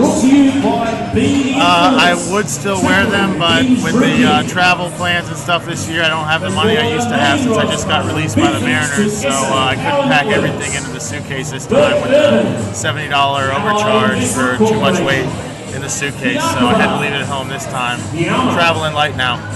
Well, there you have it, ladies and gentlemen. If you can spare yourselves $15, go down to your local Sports Power or Rebel Sports Store and pick up a pair of pink Speedos for Jamie McCowan. I'm sure he'd be pretty happy for it. But thank you once again for coming in today, mate, and we'll see you during the year. We're going to take a break. Thanks for letting me hang out, guys.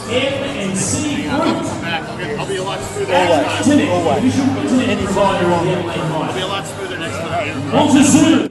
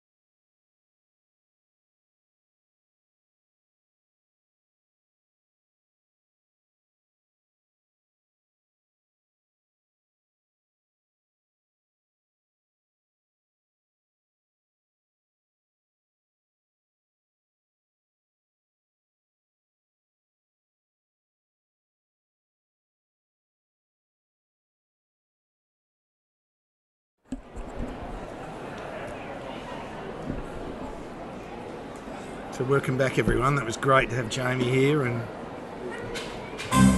Defensive changes for your Adelaide Bite. Jamie's going to come up a couple of times through the year and talk to us again, which will be great.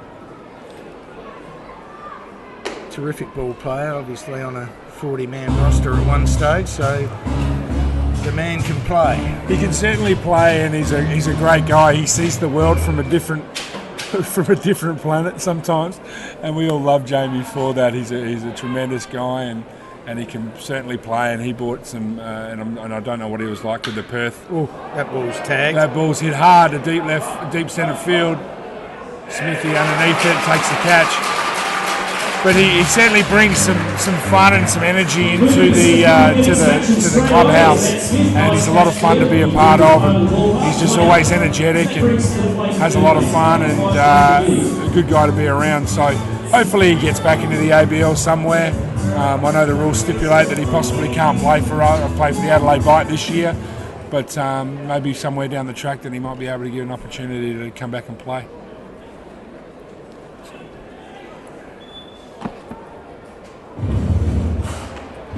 Andrew Kerridge has come in and is throwing strikes. It's funny what happens when you throw strikes. You get some outs. There's another good pitch from him, banged up the middle. Cakered again on fire tonight. Oh, that is safe just. But what an awesome play. He is stationed 20 metres behind second base there, on his belly making a play. Gets up, makes a great throw, and he beats him out by a whisker. But great baseball, good hustle from the hitter, and equally just a sensational play by Cakered. Once again, just watching the replay, and for everybody that saw that at home, you guys will appreciate how much room or how much ground that Josh Cakered had to cover there, and for him to recover and then get up and make that throw and just miss out on that out, did a fantastic job. You know, Josh has played some fantastic defence over the last 3 nights, apart from the first batter of the series, which obviously he fumbled a little ball there. Well, that was just a bit of nerves, but he's recovered well and been awesome out there at second base.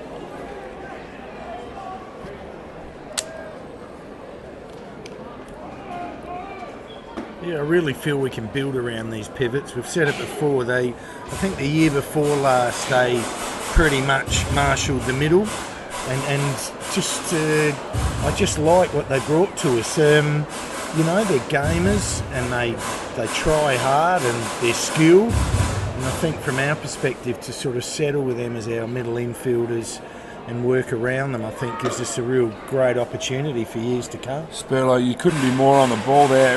You know, a lot of clubs actually build themselves around their middle infielders. Traditionally, the middle infielders are your speedy guys. Once again, your little mosquitoes. They really set the field up. These two guys have been playing up the middle, playing their 6-4 spots for 4 or 5 years together. Last year they had a little bit of hitch up when we brought over a Who from the Dodgers, the Major League shortstop, kind of put Cressy over to second base, and then Josh kind of saw himself in the wilderness for the first 4 or 5 weeks. But once Who got unfortunately when Who got injured, Cressy shot back over there, and they found themselves together. I don't think you'll see too many changes over the next 3 or 4 years with any import shortstops or second basemen coming in. We've got that covered, and if we can build on that, we've got kind of like a Nathan Davison, Andrew Scott format, which we had in this level for 10 years, and that was such a force to be reckoned with, and I believe that we can really build on that. Certainly. Cakered with the added advantage of swinging from the left side, which just breaks things up, and very valuable. And they've done very well tonight. And there's a good breaking pitch from Kerridge, which fortunately hits Blake Halligan's shin guards, the umpire, and keeps it in the dirt because that was heading to the backstop, and a free bag. Sometimes you get lucky. Yeah, well, you keep trying, and you deserve some breaks, and they got one just then. So the Perth Heat still have this at 5-4 in the bottom of the 8th. And he tries to take it, and a magnificent throw. Am I missing something? Yeah, I think there was Is that a ball or what? I don't know what's happened there. No, he's out. He's out. It didn't go in sliding. A bit of confusion there for a little bit, but there was obviously a missed sign there and possibly a missed hit and run. I don't know why he didn't go in sliding there, but Adelaide bites themselves out of a jam, and 2 out, nobody on with D-Stan. Yes, I would suggest perhaps Craig's correct that might have been a little hit and run baseball or something like that, because he was cold and that ball's flowing into centre right. Angus Roger had command, knew it was his, called his centre fielder out, took the catch. So we remain at 5-4. We'll be back top of the 9th very soon. Great game of baseball. Stay tuned. We'll see you soon. Special presentation.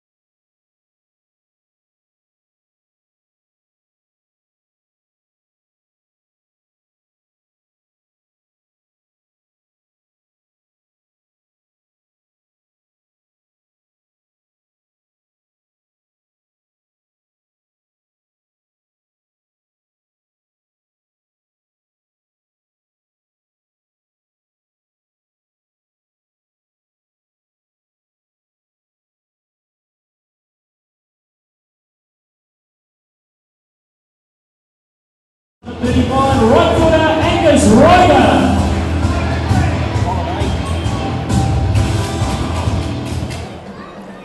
Welcome back, everyone.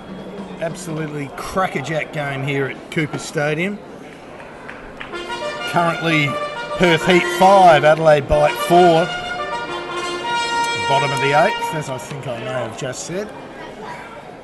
Angus Roger seeing if he can take the wood to Schmidt and get the Bite moving in this inning.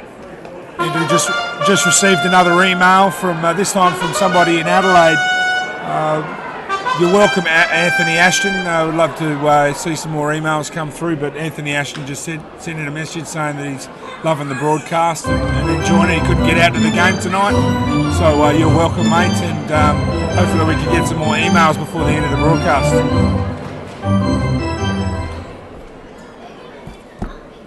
My friends at MC Sportswear are that busy at the moment that he hasn't just got a little bit of time to just find us a couple of incentives. So we're going to have some batting gloves and perhaps a couple of t-shirts and just a bit of fun stuff for a bit of interacting between you and us.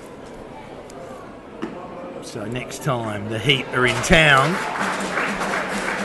you're in the market, we'll send it over to you. If you win, don't worry about that. We're happy to share things around. It's a good at bat by Angus Roger coming up, none out. Drew a walk. Really important at bat for the Adelaide Bite to put that tying run into first base. So Ben Lodge, probably for the first time in this series to see whether we're going to play something, and we are. And he pushes through a bunt for a strike. Now we've really got to get this bunt down. You know, we talked about it last night when the bunt didn't go down properly. We've got to, whoever's up there, they've got to put this bunt down, put it into play, and make something happen. And he shapes to bunt again, and he gets it down. A good bunt. Fantastic bunt. Good stuff. Perfect baseball.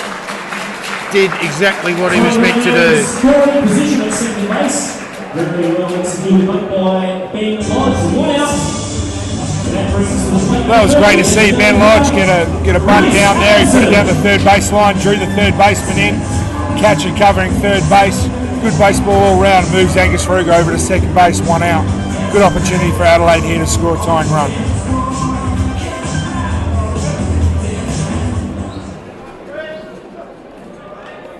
Yes, and now, just now, wouldn't you like to be this fully stocked team that perhaps you could also put a nice strong pinch hitter into to try to muscle your way in a run, but can only go with what you got, and we're doing okay. Well, we can't complain about Chris's form. He's driven in a couple of runs this weekend. We've only scored a total of 10 runs for the whole weekend, and he's driven in 2 or 3. So, he's done his job. He's DHing tonight, so he's got nothing else to think about but hitting. But you are right. We're going into the lineup there with the eighth hitter. So, hopefully Chris will be able to drive in a run for Adelaide to make this game keep going. He just hits it 2 metres in front of himself, and Clark got that funny little throwing action, but that sort of throw suited him because he stayed down and flipped it to first and beat Adamson. You're right, Spurlo. That was a interesting play there. As Clark comes up, and you're right. As a catcher, we want those guys to come out, get out there in front, so they don't hit the runner. For those young kids or coaches, wannabe coaches at home listening, we want to get that catcher out there so he can make sure that he makes a good throw to the first baseman, and the runner running up to first base doesn't get into the way where it could score a run from second base. So in the process, Roger went to second, and that brings number 9, Dylan Child, who has already delivered a knockout blow with a 2-run bomb in the second. And the way the night he's had, I would suggest he'd be feeling pretty happy with himself. So if it's ever going to happen, maybe now as he gets a change up that he fouls to Cooper's Hill.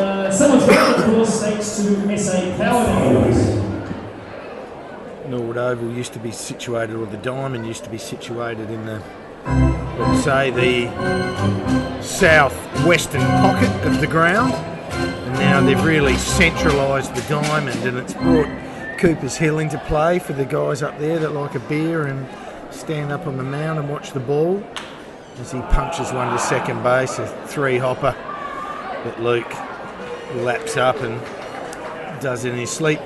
So that snuffs it out in the bottom of the 8th, but one more chance to come. So we'll take a short break.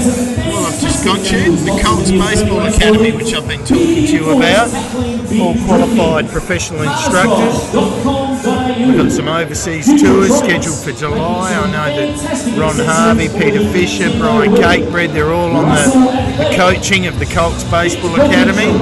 You've got a child between 9 and 12 that loves baseball and is really enjoying things. This little academy would be top notch for them. Learn all the skills at an early age.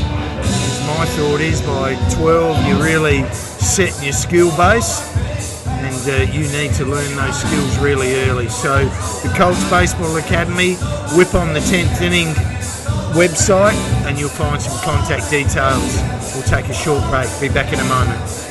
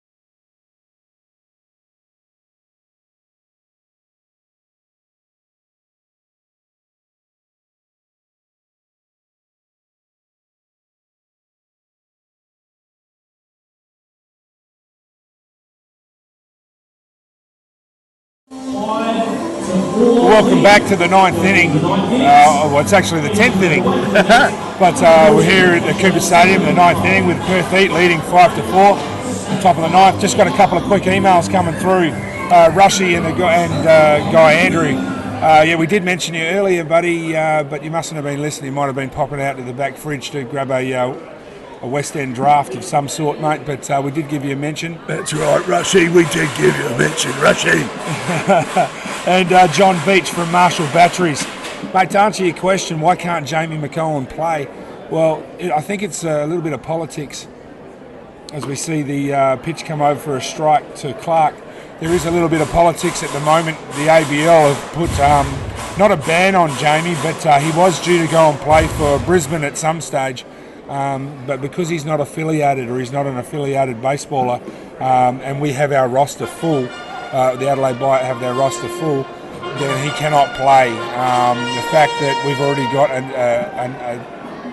a full roster this weekend, and the only players that could come on were junior development guys, from what I can gather, that he wasn't allowed to come onto our roster.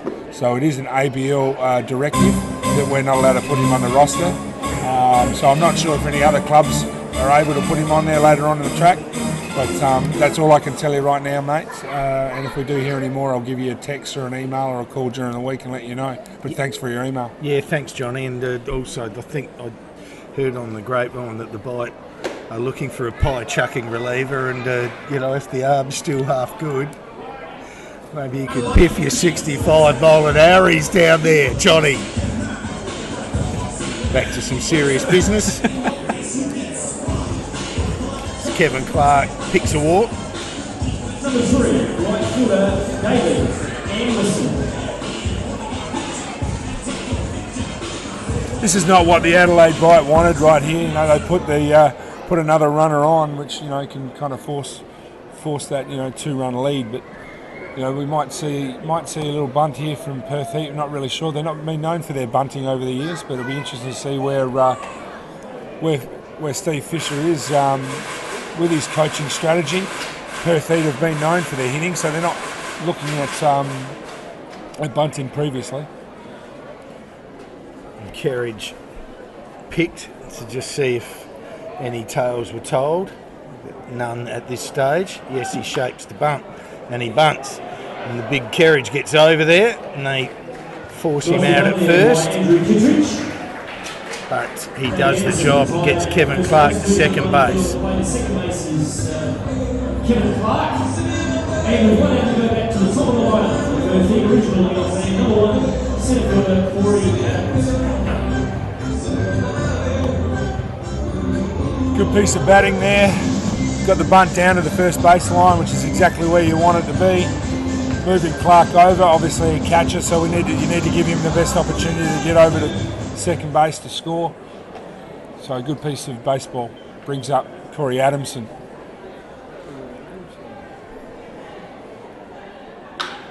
Corey, who blasts the ball along the ground to right field. Ewan Roger comes in and throws an errant throw. And fortunately, the net was there to keep it in play, because that really was just over enthusiastic. Once again, you know, Rogues has got to learn to do the small things and hit the cutoff. There was no play there. You could see Steve Fisher holding up Clark at third base. Clark's not a fast runner. He needs to know who his runners are when he's coming around. He needs to know that the catcher's at second base, and you know, it has to be a ball in the gap for him to score. For him to come and throw a ball over the cutoff and then through the catcher Dylan Child to the back net.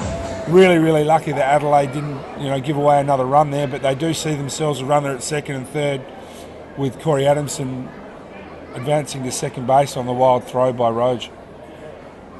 So infield in again, and that ball's got away from Child. Bounced over to the Perth dugout. That's one scored. That's really disappointing. You know, Dylan's done a fantastic job all night with his blocking. That ball's in the dirt. You can't really get upset, but with him, it was a tough pitch to handle. Comes off the shin guard and, you know, goes over to the first base dugout. Lucky it didn't go out of play. But Dylan will be pretty disappointed with that, because he's done such an awesome job all night. Perth Heat up 6-4 with one out.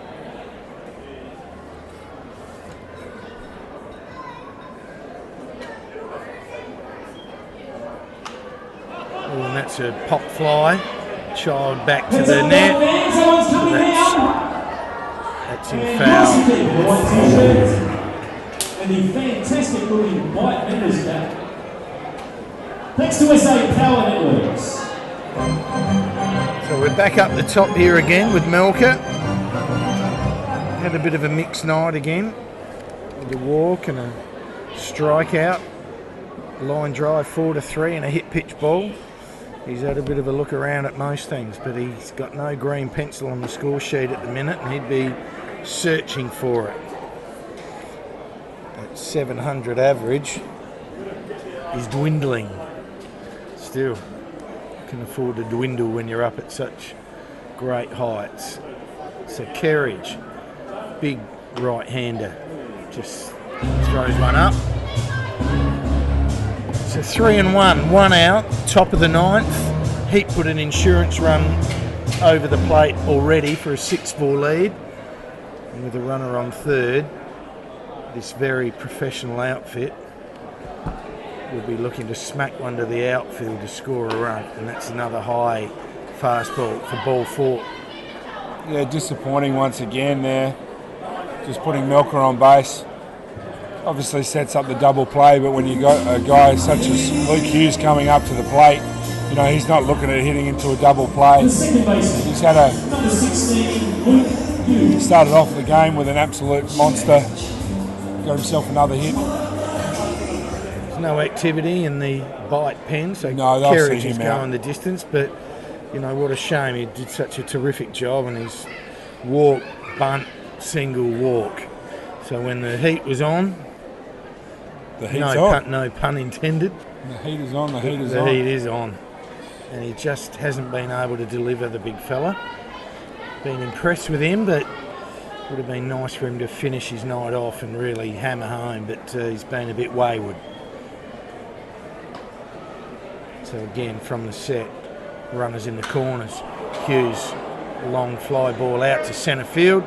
Smith under it, takes the catch, but Hughes picks himself up a nice ribeye steak for his effort. Nice fly ball and a run batted in for Luke Hughes. So we're at 7-4 now. And that brings to the plate number 23, designated Tim Kennelly.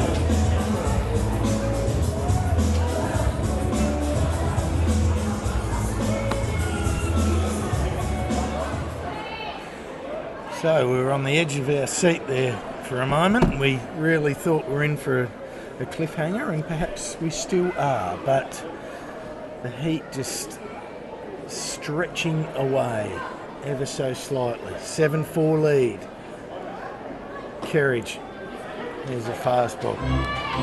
Strike one.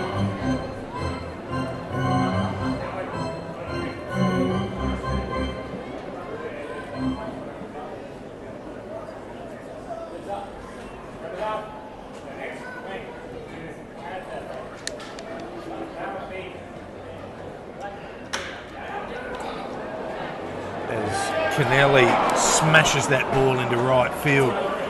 Roger dives at an attempted catch. He's eluded him. It goes to the fence. He relays it in. The Heat score one, sorry. One more.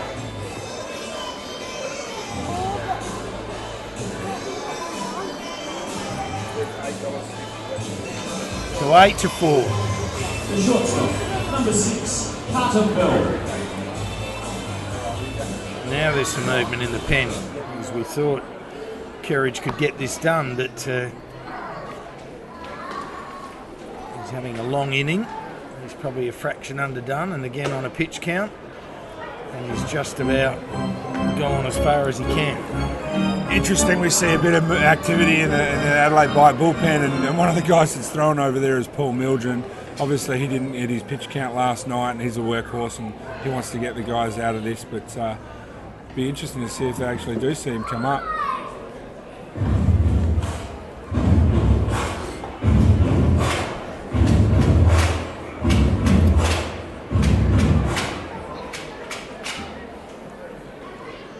So again, on this perfect night at Cooper Stadium here in Adelaide,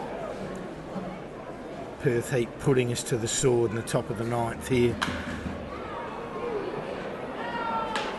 It's Carter Bell. It's a foul down the right field line. The crowd has gone a little silent. Thanks to SA Power Networks.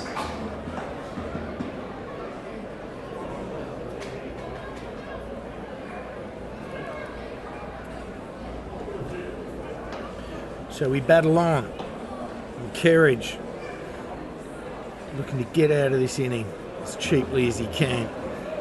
Throws a fastball inside that always worries me with a man on the mound that just keeps peering over to the bullpen. I mean, I'm not sure what a body language expert would tell me that is, but he looks like he's sort of just about had enough, and fair enough too. He's probably throwing his 50 or 55, 60. And for a little man at the end, that's probably just enough. But of course, it's put the bullpen in all sorts of upheaval. Because the thought was that Kerridge will bring us home.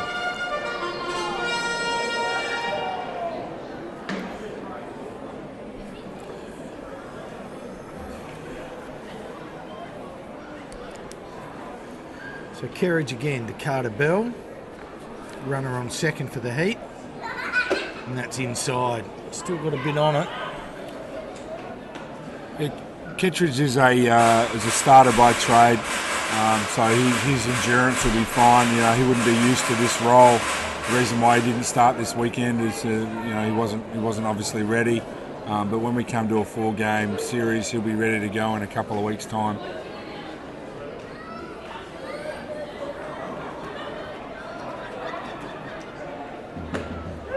Nice breaking pitch from Kerridge. has Carter Bell watching it over the plate, and that completes the top of the ninth. The Heat put on 3 to take themselves to an 8-4 lead. We'll have a short break. We'll see you in a sec.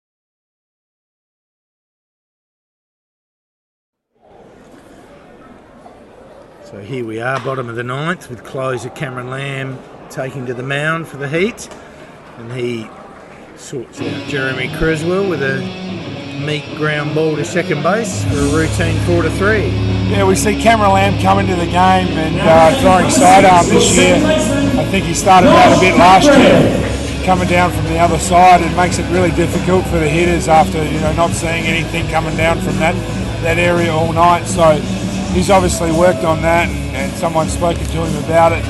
Throwing the ball pretty hard from down below, very, very difficult for right-handers to come in late at night and hit this. So Josh Cakebread, who's had a sensational night in the field, picked himself up a base hit at his second at-bat. Really deserves a hit, and he gets one. He's hit about 6 of them this weekend, and that one fell short and landed for him. Taking a really good approach, as I said last night. He's been working on that all off season, and had a great year when he went over and played for a team over in the US in independent ball. The name escapes me right now, but he came up and had a good at bat and puts a runner on for Adelaide Bite in the ninth.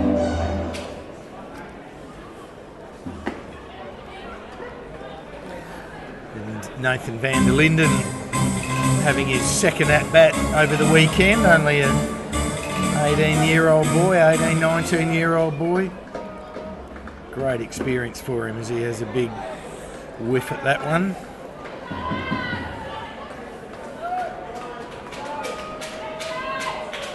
Boy with just some flat-out talent.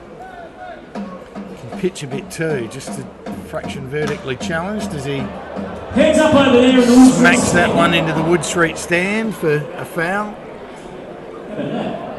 Just being about 5'8", he's not a big boy, but he's got a very powerful arm, and certainly at junior level he's a very impressive pitcher, but perhaps that's not his spot as the years go by, that the switch hitting infielder type for Nathan van der Linden as he slaps that one onto the plate and it goes foul. As you said, Nathan's a switch hitter. Looks comfortable from both sides, which is very hard to do, but he's been working on that craft for a long, long time and has been successful in the junior levels and the national levels. So hopefully he can bring that into the ABL. As he hits a soft ground ball to the first baseman, Alan Dissam-Miguel picks up and tags him out for the second out.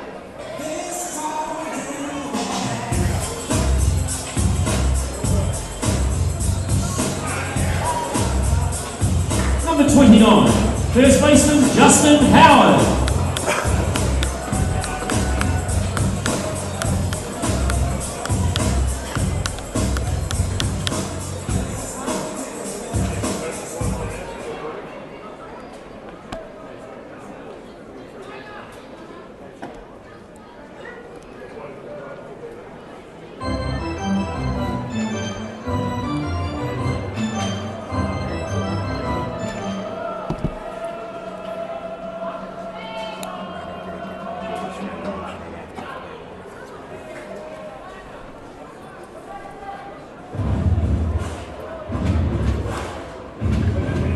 So we went from edge of our seat to seemingly just